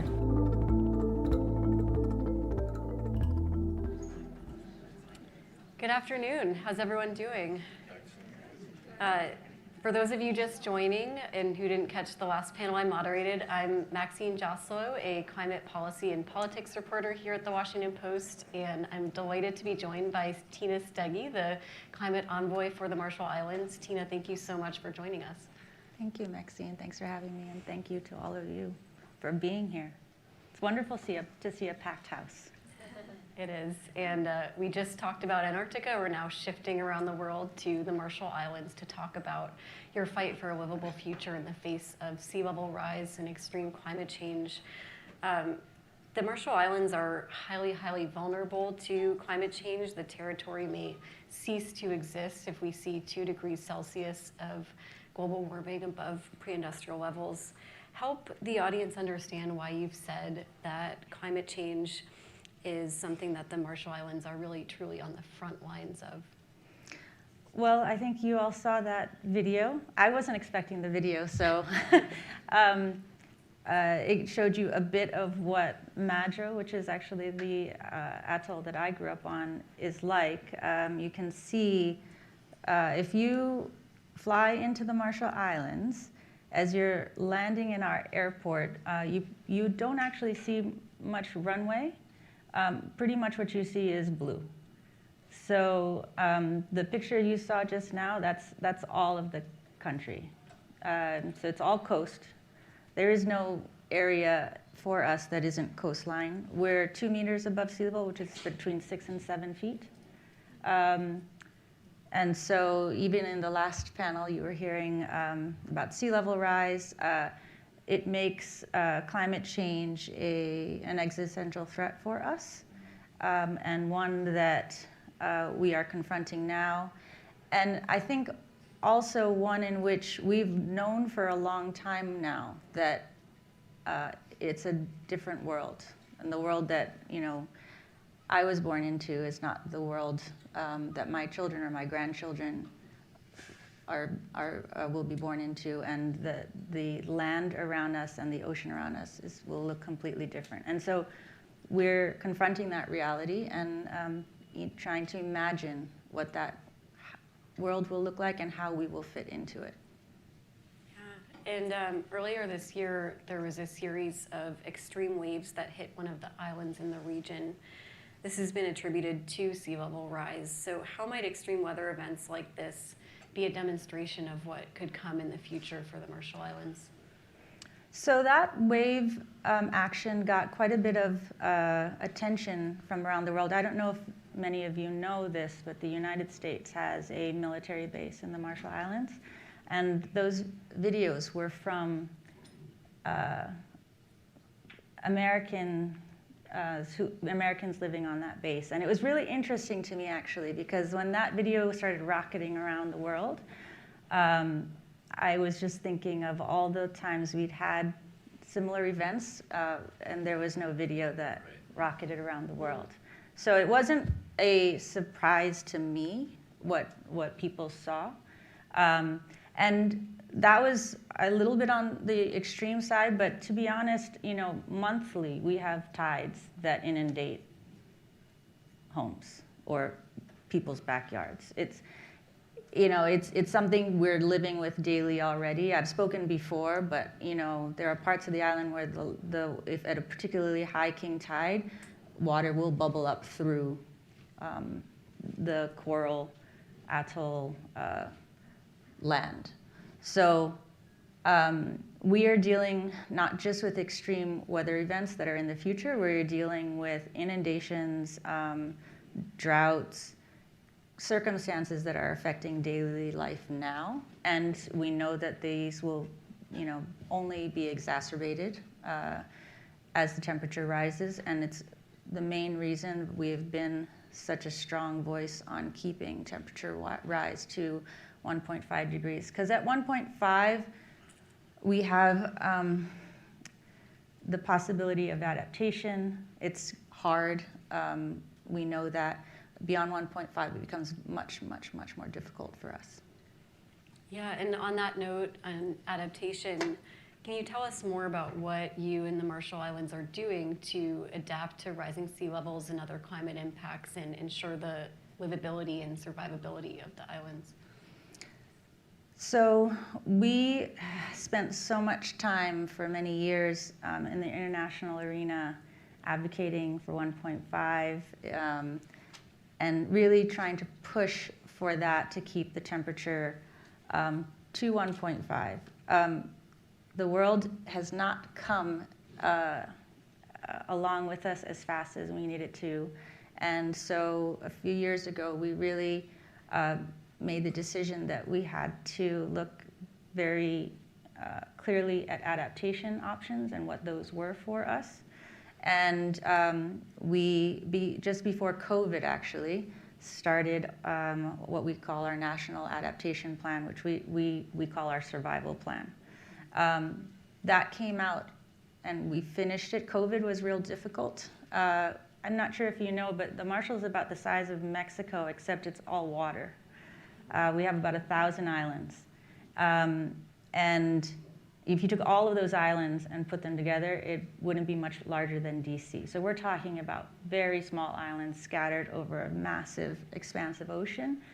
And for our adaptation plan, we wanted to be sure that we were speaking to our communities, not only to understand exactly the issues that they were facing, but what they wanted long-term. Right? It's not a decision that we can make as some government on high. This had to be a decision that we're making together as communities. And by and large, our communities and our people said, well, we want to stay in our lands. We want to be a Marshallese people. that means being in the Marshall Islands. And so it took us quite a bit of time. People had to, sail to those islands. We did these consultations. We have a national adaptation plan now, which, we looked at hard infrastructure options. We were looking at where we could move infrastructure and communities if we had to, raising land, reclaiming land, and the costs of all of that, having done that work, are staggering. Total, just looking at sort of infrastructure, we're looking in the billions. For only 2 of our urban centers, we're talking about $9 billion, and that's over 10 years of our national, 10 years worth of annual budgets. So, that's what our annual budgets are paying for our schools, and we're paying for our health care, and we're paying for all the things that, you need to pay for as a government. This is on top of that, right? And at the moment, the finance is not there.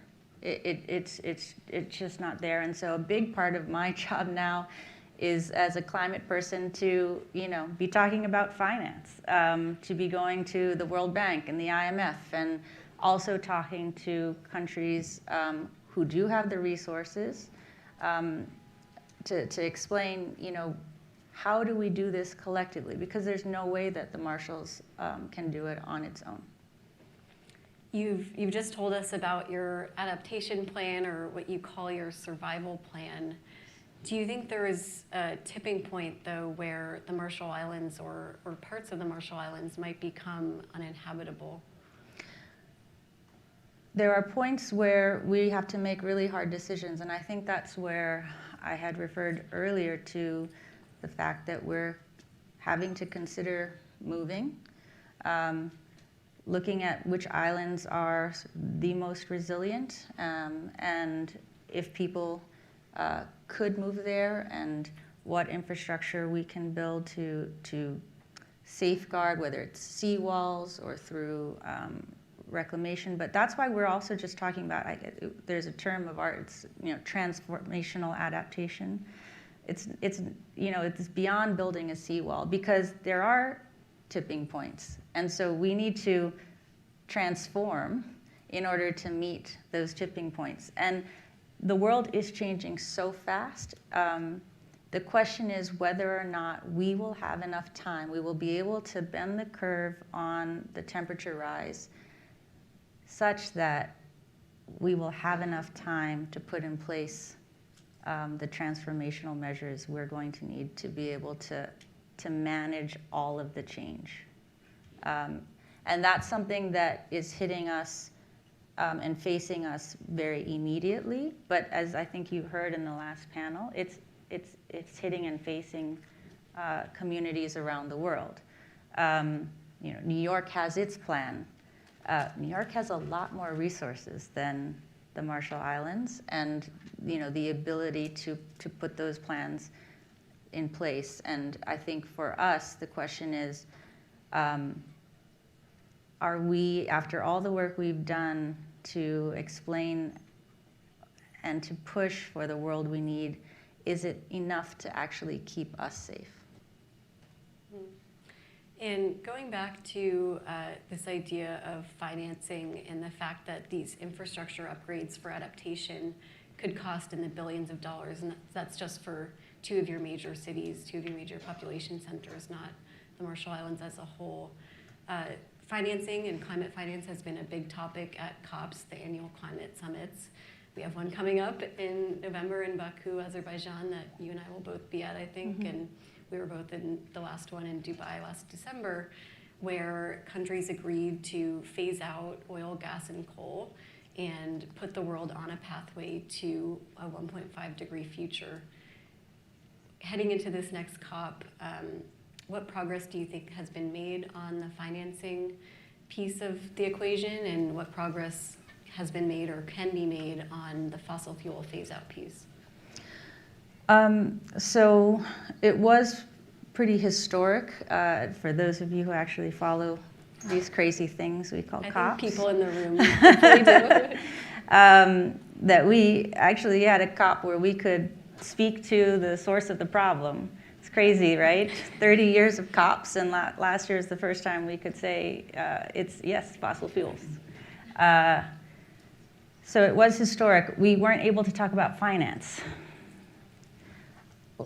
We tried from the point of view as a small country who needs that finance and to enable the transition that we put down on paper, but actually implementing that is going to require resources. I think we've heard that the transition is happening, right? And it's happening, and it produces a lot of optimism and great hope for those of us to see that it's happening in the large economies that have the resources to fuel it, to use a word. But if we want to keep to 1.5, it needs to happen around the world. And so that is the topic for this year's COP. And I think we have to be frank. Countries are really far apart. The conversations are extremely difficult. Our geopolitical situation is not making things any easier. It's just really, really difficult. And I think it's in that context that we're going into this COP with a really clear-eyed view that this has to be, the finance piece has to be addressed. And it's not just in the context of the COP, though. It's such a bigger conversation, and I think that just goes to show that I spend, not almost as much time talking about, down in DC at the spring meetings or the fall meetings with IMF and World Bank, or sitting in coalitions with developed country partners to say, we need the international financial systems to change. Those were created for a world that has changed. And countries like mine aren't on the boards of the biggest institutions and the banks. We don't have that voice. We need you, countries in the G7, the G20, to really help us effect the reforms that are needed so that, whether it comes to getting the finance flowing or even just making it accessible, right? A country like the Marshall Islands, if we go in for a project, it might take 10 years for, $40 million for water. That's a lot of money, but in 10 years, things are changing so rapidly. So, we really, really need to work across all these forums, not just within the UNFCCC. Absolutely, and I think we're running out of time, but really quickly in the few seconds we have left, I did want to ask a final question that ends on a hopeful note. What gives you hope in the fight against climate change? So I have to say the people I work with, particularly from the islands, we're small but mighty. If you follow these issues, we've made a huge difference. The fact that 1.5 is even on the table is because of the island nations. It used to be, and for those of you who remember, a radical idea, that just politically completely not feasible. We've come a long way since then.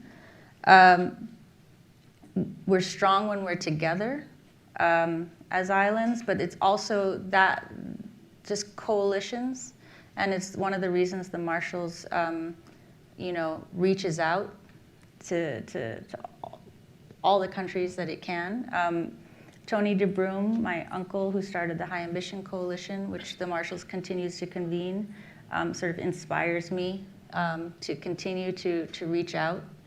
And then I have to say, I know a lot of people talk about sort of being inspired by young people.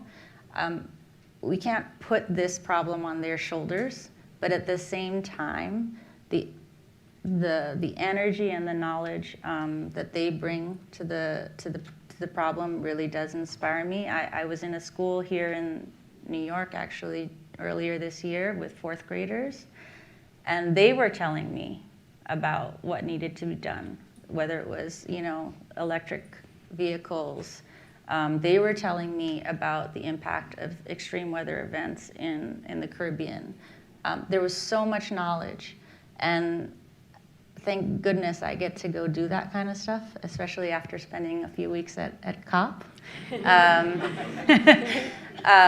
It's really that I'm inspired by and gives me hope to keep going. And also, I have to say, we do bring solutions to the table as small islands. One of the things, for example, that the Marshalls is working hard on is in the IMO and decarbonizing the shipping industry by putting a levy that would not just decarbonize the industry, but produce some finance to help those who need it. So there are a lot of solutions that islands are bringing to the table, and that is also something that really keeps me going.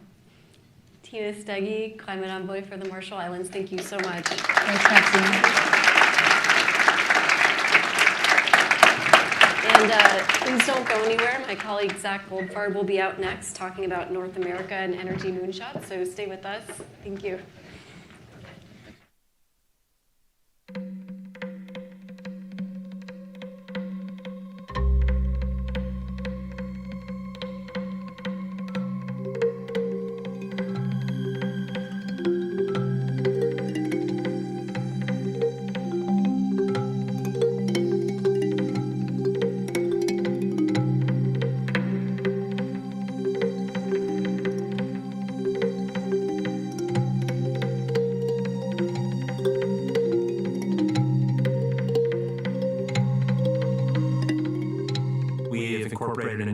Technologies, including horizontal drilling and advanced data analytics through fiber optic sensing to reduce the uncertainty and lower the cost of geothermal power development.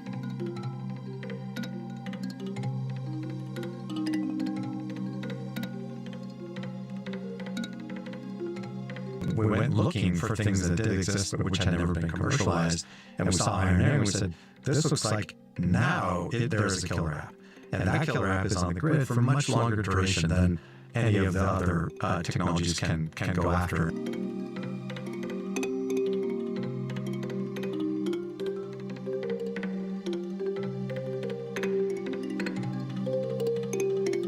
Ignition is a first step, a truly monumental one that sets the stage for a transformational decade in high-energy density science and fusion research, and I cannot wait to see where it takes us.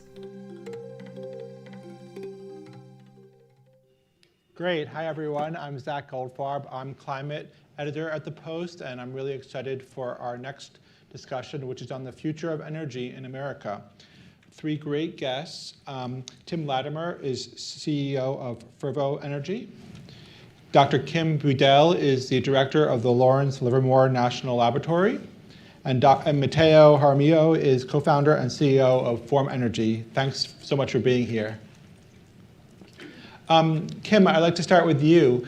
As Energy Secretary Jennifer Granholm said in the video, the recent Ignition event of finding initial steps towards fusion at your lab is one of the most impressive scientific feats of the 21st century. With that said, talk about why it's so significant, and then give us a timeline of the future.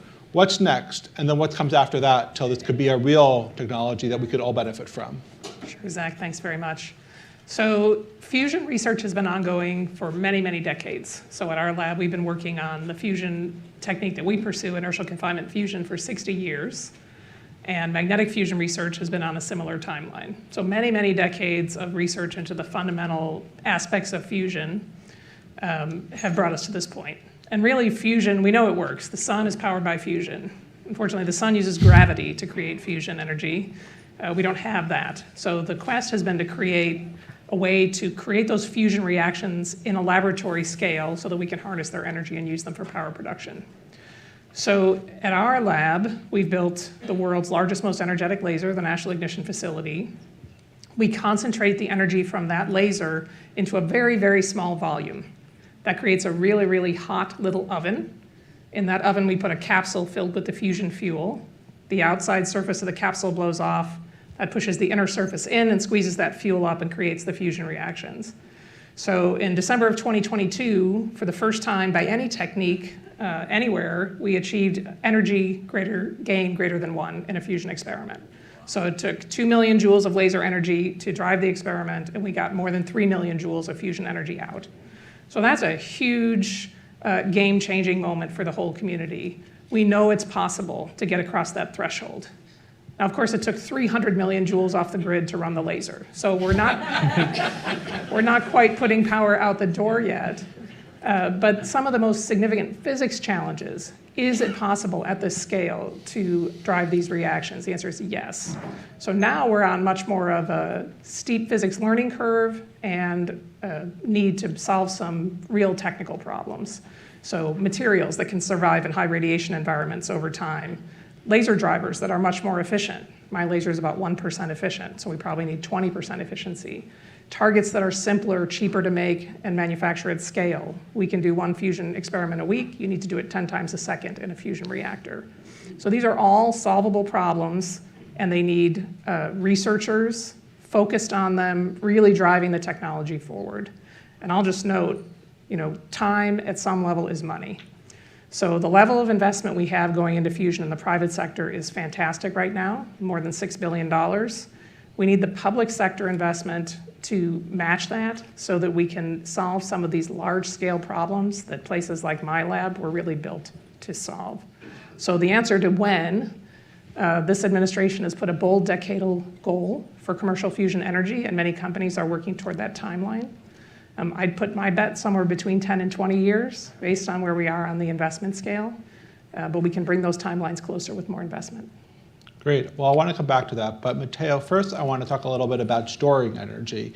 A lot of focus is on how to create energy, but it's also important to store it. Your company has batteries that can store it for 100 hours. Talk about why that's important, how it's significant for our grid. Yeah, I think the moonshot in this case, as applied to me, refers to how do you get very low cost and therefore very long duration energy storage, which lets you bridge the multi-day duration gaps in weather, which drives renewable power, right? So I think that's the moonshot.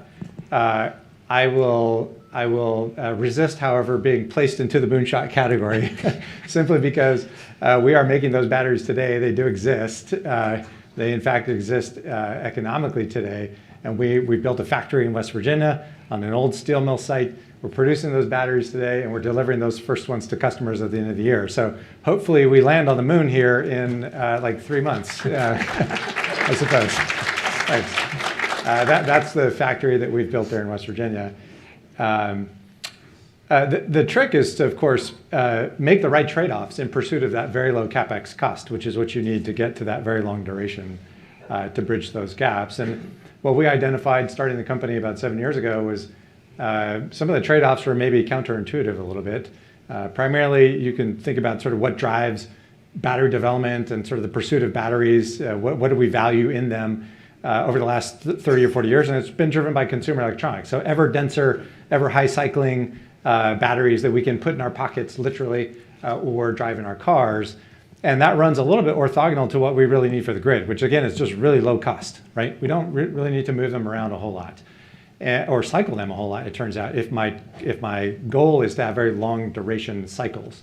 So I'll give you a very quick example of what I mean by that. If I have a battery that discharges for the course of a week, and let's say I can recharge it, of course, in another week, then that's 26 maximum full cycles over the course of a year that I need. And if it's a power plant, let's say it lasts 20 years, that's roughly 500 cycles per year. Lithium-ion is chasing thousands of cycles. So as a technology entrepreneur, I should give up on cycles. I should trade away the right amount of cycle life in pursuit of very low CapEx cost.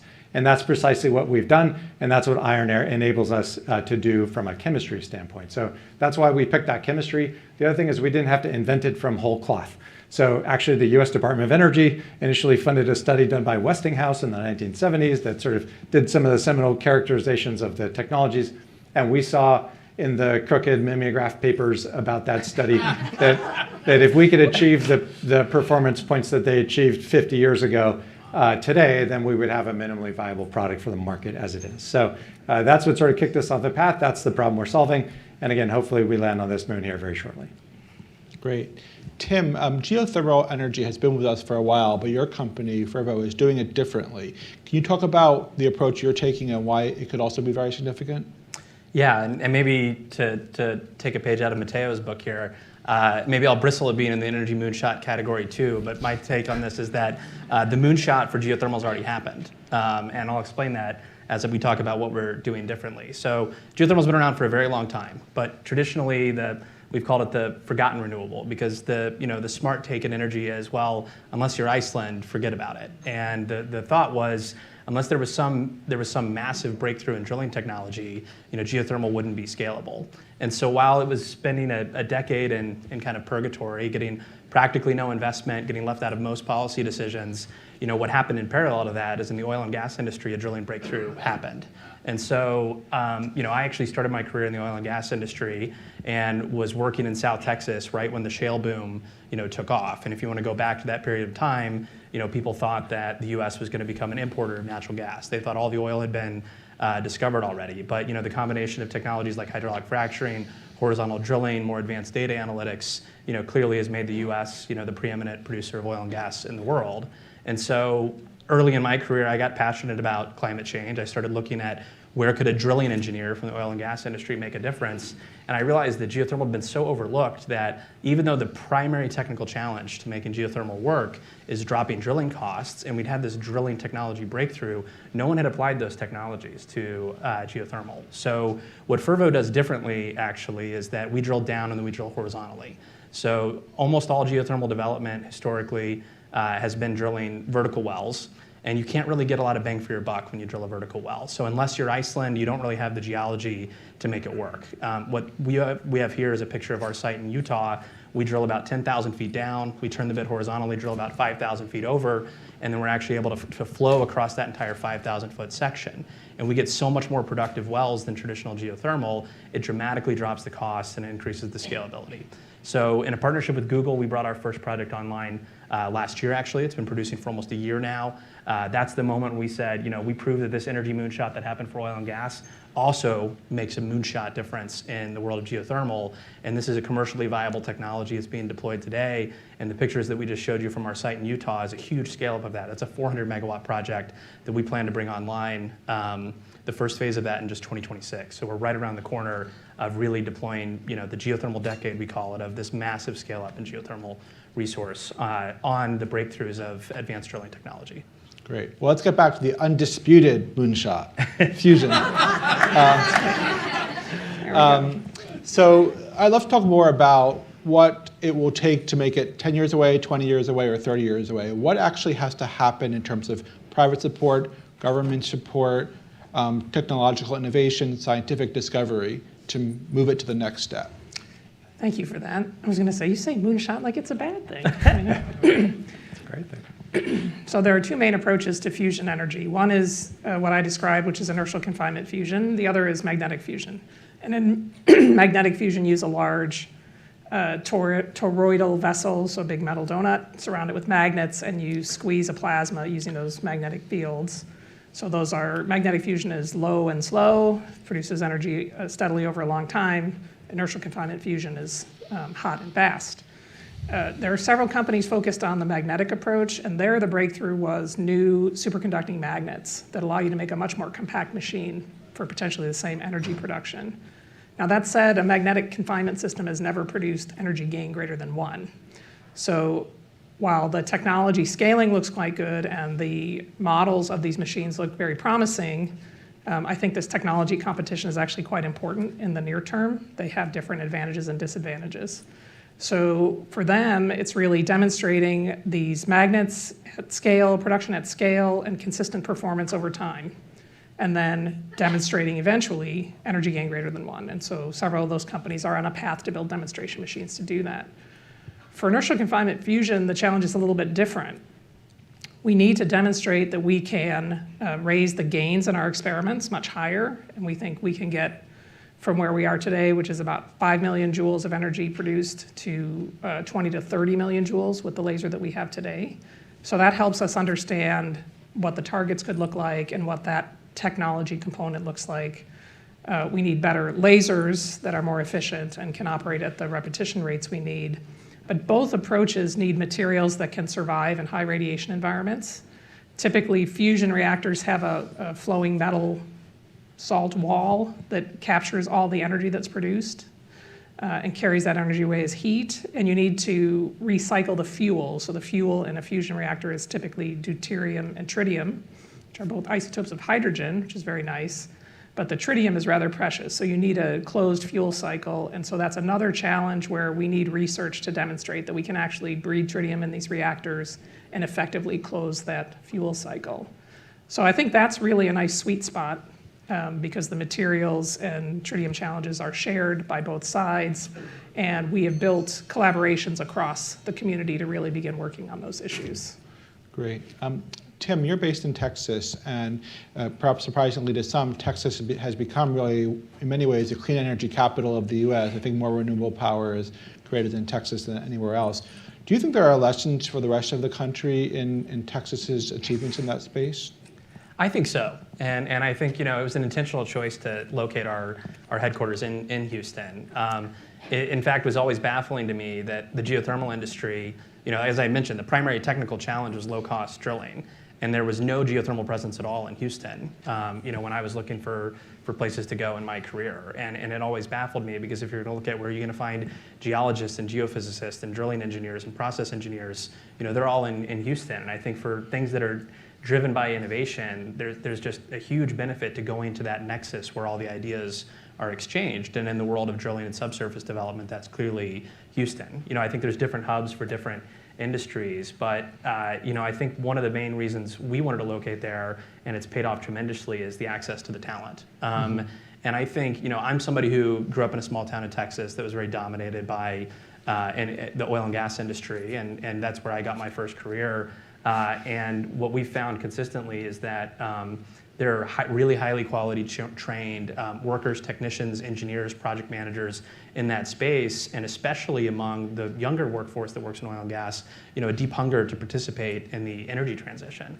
And so it's become a talent magnet for us to be located in Houston because we find all these hyper-talented people who want to move their careers to be part of this transition and part of climate. So I always think we're going to go a lot farther if we're able to bring those people in and use it to accelerate the deployment of these technologies that we need. And it's been a huge benefit for Fervo to be located in Houston, where we have access to that talent and partnership. Great. Matteo, I wanted to share a question we received from the public ahead of this discussion about the new power demands coming from data centers, AI, crypto.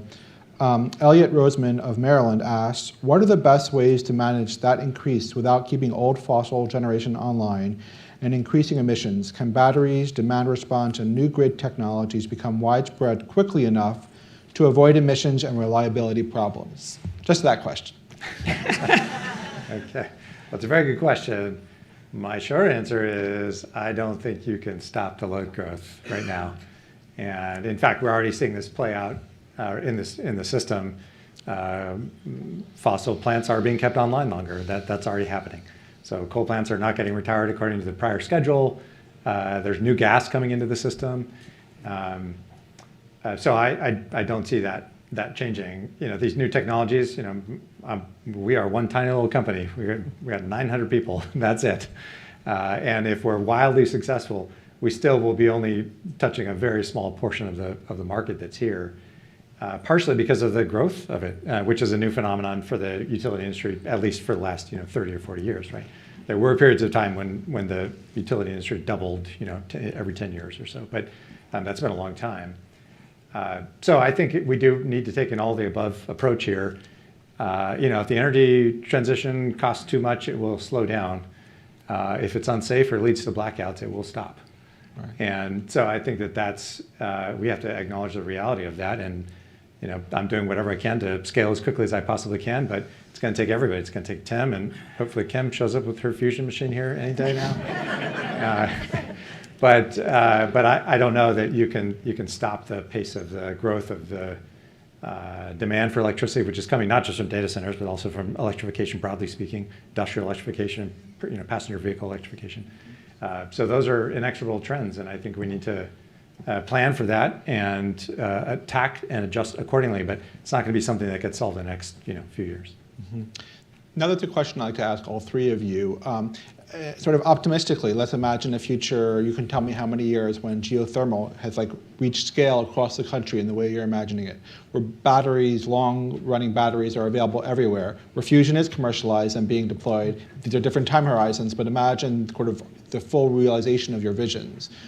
Talk about not how just the energy industry is different then, but how does the US economy look different? How does the world look different? Imagine that future, and what will it mean to regular people, to companies, for these changes to be real? I'd love you to take that, whoever wants to go first. Let's start far in the future with Kim, and then move back in time. I knew you were going to point at me. So I can imagine a very different world if we can actually commercialize fusion and take it to scale. You can site fusion plants anywhere. The fuel is abundant and cheap. It does not generate long-lived nuclear waste. It doesn't have many of the security concerns you would have about putting fission reactors around the world. Produces firm baseload power at scale. So this is a truly democratizing technology if we can take it to scale. It can literally go anywhere in the world and power regions that have not had access to power at that scale. Again, if we can make this industry go. So I think, for me, this moment is so important to capitalize on. We've been close many times in fusion, and it's very easy for people to become cynical about all the promises that have been made in the past. But this really is a different moment. We really do have an opportunity to bring this technology to the fore. And I think that democratizing element, that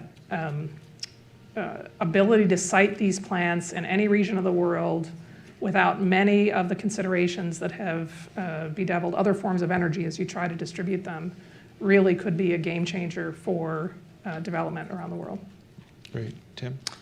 Yeah, so when we think about the grid of the future, there's already been such successful clean energy technologies in terms of solar and wind and batteries that when we look at it and we partner with research institutions to look at what does that decarbonized grid look like, it's probably going to be 60 to 80% these variable renewable energy resources. Solar is just so cheap and so deployable that it's probably going to be the predominant source of energy. So what Matteo and I are fighting over is 20% probably of the grid. That how do you provide electricity when the sun's not shining, the wind's not blowing, you go through these extreme weather events. And the thing is that one or more of our ideas work and we can actually achieve a fully decarbonized grid. And that's really the prize worth going after, because it's that last 10 to 20% that's the most important, and that will unlock that fully decarbonized grid. And a couple points since you asked about what does it mean for the US. One of the things that's really unique about drilling technology specifically, there's a lot of discussion in the US about can we do infrastructure, can we do big projects anymore? And a lot of our competitive positioning on a lot of the clean energy technologies, the US is falling behind. One thing that we're by far the world leader in is drilling. And so this is one area that we already have a domestic supply chain for this. We already have the expertise here in the US. So we can truly be a global leader in geothermal. And I think that's something that we're quite excited about. But then ultimately, export this technology and these resources and this know-how all around the world. So we really think about that last 20% of the grid mix. How do you unlock that? How do you create a grid that is fully decarbonized? And we think that geothermal plays a huge role in that here in the United States first and then all around the world. Okay. Matteo? 20% of the grid, by the way, is tens of trillions of dollars between now and the next 30, 40 years. So Tim and I are not really thumb wrestling over that. The electric industry, the electric delivery industry, is the last great industry that is untouched by some deep sense of inventory, right? Your grocery store has shelves, and then there's cold shelves in the back, and then there's a warehouse behind that, and think about every single industry, the human body, we have different kinds of energy storage as well. And right now, essentially, we're making this electricity, right? And so there will be a big revolution that comes that makes it just a better grid. It'll be more efficient, it'll be more resilient, it will be increasingly decarbonized, and it will meet the needs of our society. Every step in progress in human civilization has been built on low-cost, abundant energy, and I think that will continue to be true. Thank you. Well, this has been a fascinating conversation. Tim, Kim, and Matteo, thank you so much for joining us.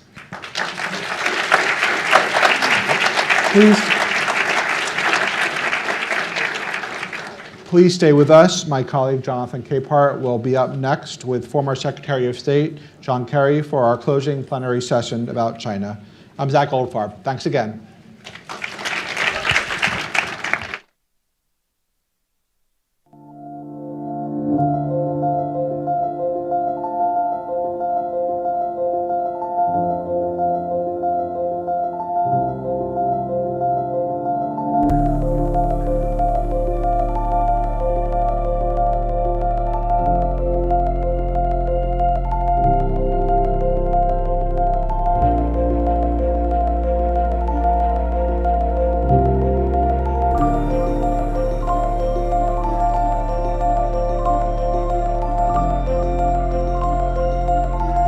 U.S. climate envoy John Kerry arrived in Shanghai Wednesday to meet with his Chinese counterpart.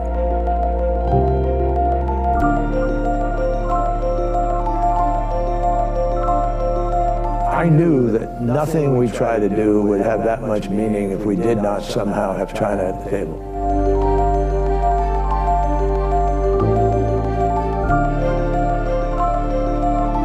We're the largest economy. They're the second largest economy. So that's why China and the United States have been sitting down to try to figure out where are the areas we may be able to cooperate together in the interests of the whole planet and of citizens everywhere.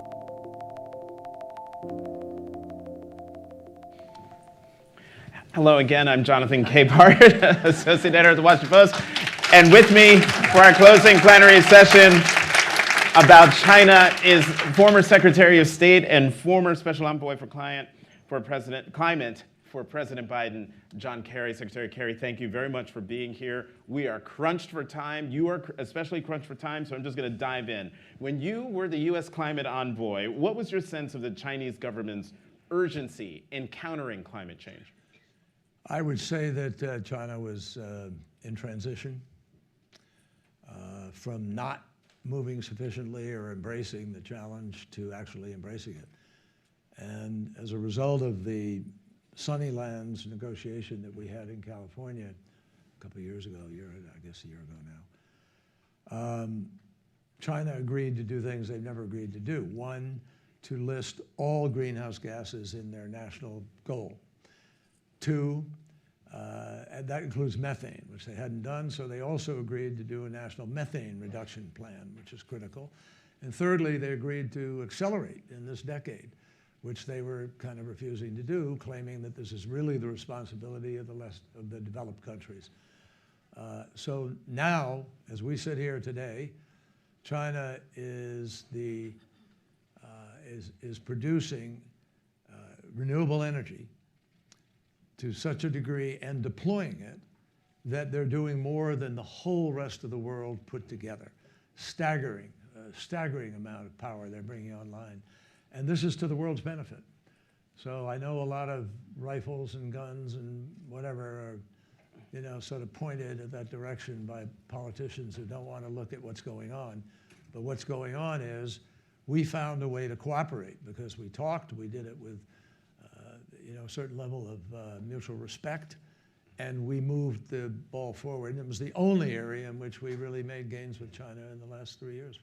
Well, on that point of China being way out ahead of the rest of the world on renewable energy, what can the United States learn from China's clean energy revolution? Make decisions, make Congress work, get your asses in gear, and stop screwing around.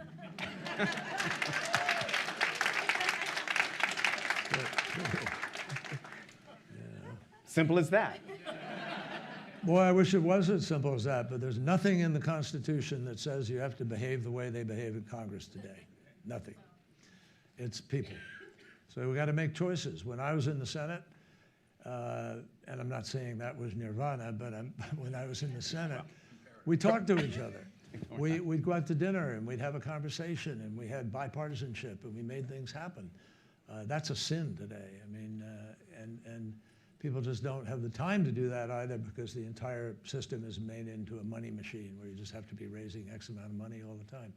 So you get out of Washington Thursday night, you come back maybe for a bed check vote, as we called them, on Tuesday, Monday night sometimes, and that's dysfunctional. It just doesn't work. We're supposed to talk about China, but with regard to climate and the dysfunction in Washington when it comes to climate and the way things have changed since you were in the Senate, do you miss John McCain? Do you miss the old Senator Lindsey Graham, who were all about carbon capture and carbon tax and doing something about the climate? And then we'll get back to China. Well, I certainly miss John McCain, as a lot of people do, because he was ready to work in a bipartisan way, and he was regularly calling for regular order, as we called it. And that's what we need. We need people who will dare to cross the line and find it. Look at what Senator Langford did with respect to immigration. And he works his heart out. He did it in good faith. They come together. A whole group of Republican senators who said, we support this. Could have passed. And it didn't, for one simple reason. The candidate for president of the Republican Party called his party and said, don't do it. It'll help the Democrats. Well, what we need, obviously, is somebody who's prepared to help the country, not party. So one of the ways China has been able to do what it's doing on renewable energy and climate is that it has a president who's basically a dictator. I believe President Biden has called him that. So how does President Xi think about climate, and how did you navigate negotiations with a country that doesn't want to be seen as caving into pressure, especially from the United States? So two things I want to make clear. One, President Xi has taken charge of and is in charge of the climate issue. And he shepherds that personally in very realistic ways. And he has. He knows this is a major issue. Obviously, China has challenges. They have an economy that has been based on coal for years and years. Economic disruption is perhaps one of the central fears of China's government. And therefore, they built more coal as a hedge against what may or may not be able to be achieved with the renewables that they're deploying. But, and the second thing I was going to say is that, China, I'm not sitting up here excusing China for certain things that they do and have done that we don't agree with and don't accept. But you can sit down with a country without having to say yes to anything. And if you don't sit down with that country, you're never going to learn their culture, their foibles, their fears, their aspirations, and be able to package it in a way that produces something thoughtful. So I think, in the case of China on that subject, that we obviously, let me run through it. I mean, I could just pick these out of the sky quickly right now without having thought about it a lot, but Uyghurs, Hong Kong, South China Sea, 9-dash line, pressure on other countries in the region to hew the line, and particularly with respect to Taiwan and threats. Taiwan itself, Kim Jong-un, nuclear weapons, access to the marketplace, theft of intellectual property. I mean, you just run the list of these things. Hong Kong, they all matter. But you're not going to have an impact on it. You can't take 15 things with a major player like China, the second largest economy in the world, and think that you're just going to walk into the room and say, oh, do this and do that. Those days are over, it's done. That's not how the world works now. We rebuilt countries after World War II with the theme that we want you to be democracies, we want you to grow, we want you to be contributors to the global dialogue and to global exercise of power. And guess what? They did it. Germany and Japan are now two of the strongest democratic allies we have in the world, and among the strongest economies in the world. In fact, they are together, Germany and Japan, at $4 trillion of economy, and they're the third and fourth largest economies behind the United States and China. So we have to, and China, by the way, is now an $18 trillion economy. We're a $28 trillion economy. China is 30% of all the emissions in the world. We are about 11% or so of all the emissions in the world. So that's why China and the United States have to work together. The two most powerful economies Loads of people and their livelihoods depend on what the relationship is with change. And the peace of the world, ultimately, could depend on how we respond. So I think, you know, you have to have diplomacy front and center, and you only don't have diplomacy when you've actually failed, and war is the manifestation of the failure of diplomacy. So we need a lot more effort, I think, to tackle those issues, decide what the priorities are, begin to pick away at them one by one, and build a stronger enterprise on a global basis, which could help us, frankly, deal with Ukraine, deal with Sudan, and deal with the climate crisis and other existential crises we face on the planet.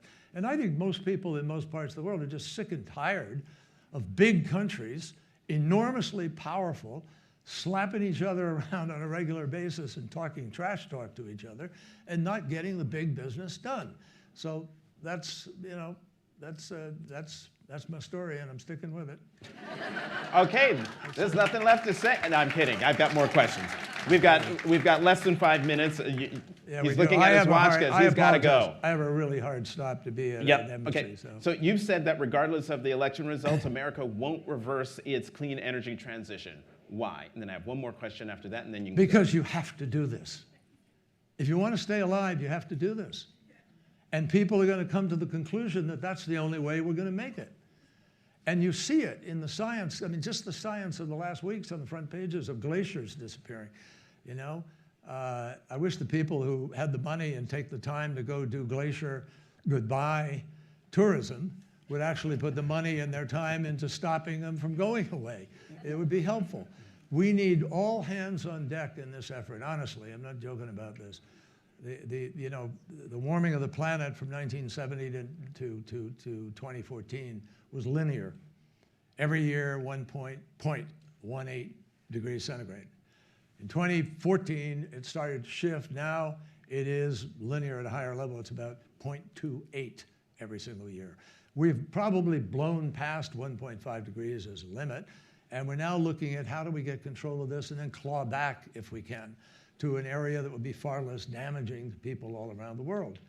And so, folks, this is not complicated. It's the most damning thing in the world that what is causing this crisis of humanity is simple. I mean, it's burning fossil fuel, unmitigated, not capturing the emissions, in order to light our buildings and heat our homes and drive our vehicles.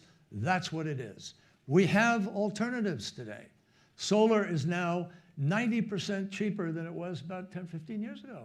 You heard those great entrepreneurs up here. In fact, I think Fervo is a terrific company. I've been looking at it personally as something that really represents an alternative for a way to approach things. I think, you know, ion air batteries and so forth, what Matteo was talking about. And I've been to visit the Livermore lab and the Commonwealth fusion plant being built in Massachusetts. So I believe in these things. That's where we might save ourselves. But we have to accelerate the deployment of capital. We have to accelerate the transition. We agreed, 200 nations strong in Dubai last year, that we're going to transition away from fossil fuel. Well, I want to see that. It's not happening right now. And in fact, it's going the opposite way. So folks, we all have a responsibility.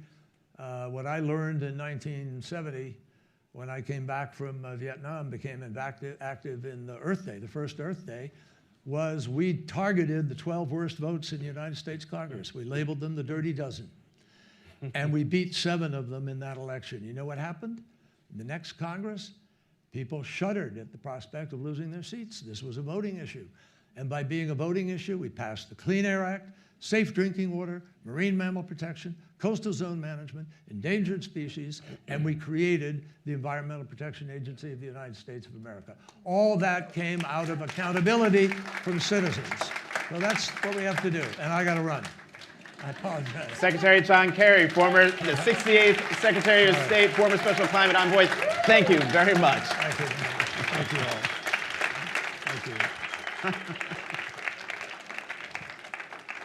Thank you. He is literally running out the door. Thanks to all of you in the room and joining us online for joining us today. This concludes today's Climate Summit and our journey around the world exploring the global stakes of climate change. Please join us for a reception just outside the room. My colleagues and I would love to say hello. And while you're out there, check out Hannah Good's live illustration of the summit. Once again, I'm Jonathan Capehart, Associate Editor at The Washington Post. Thanks again for being here. Have a good rest of the day.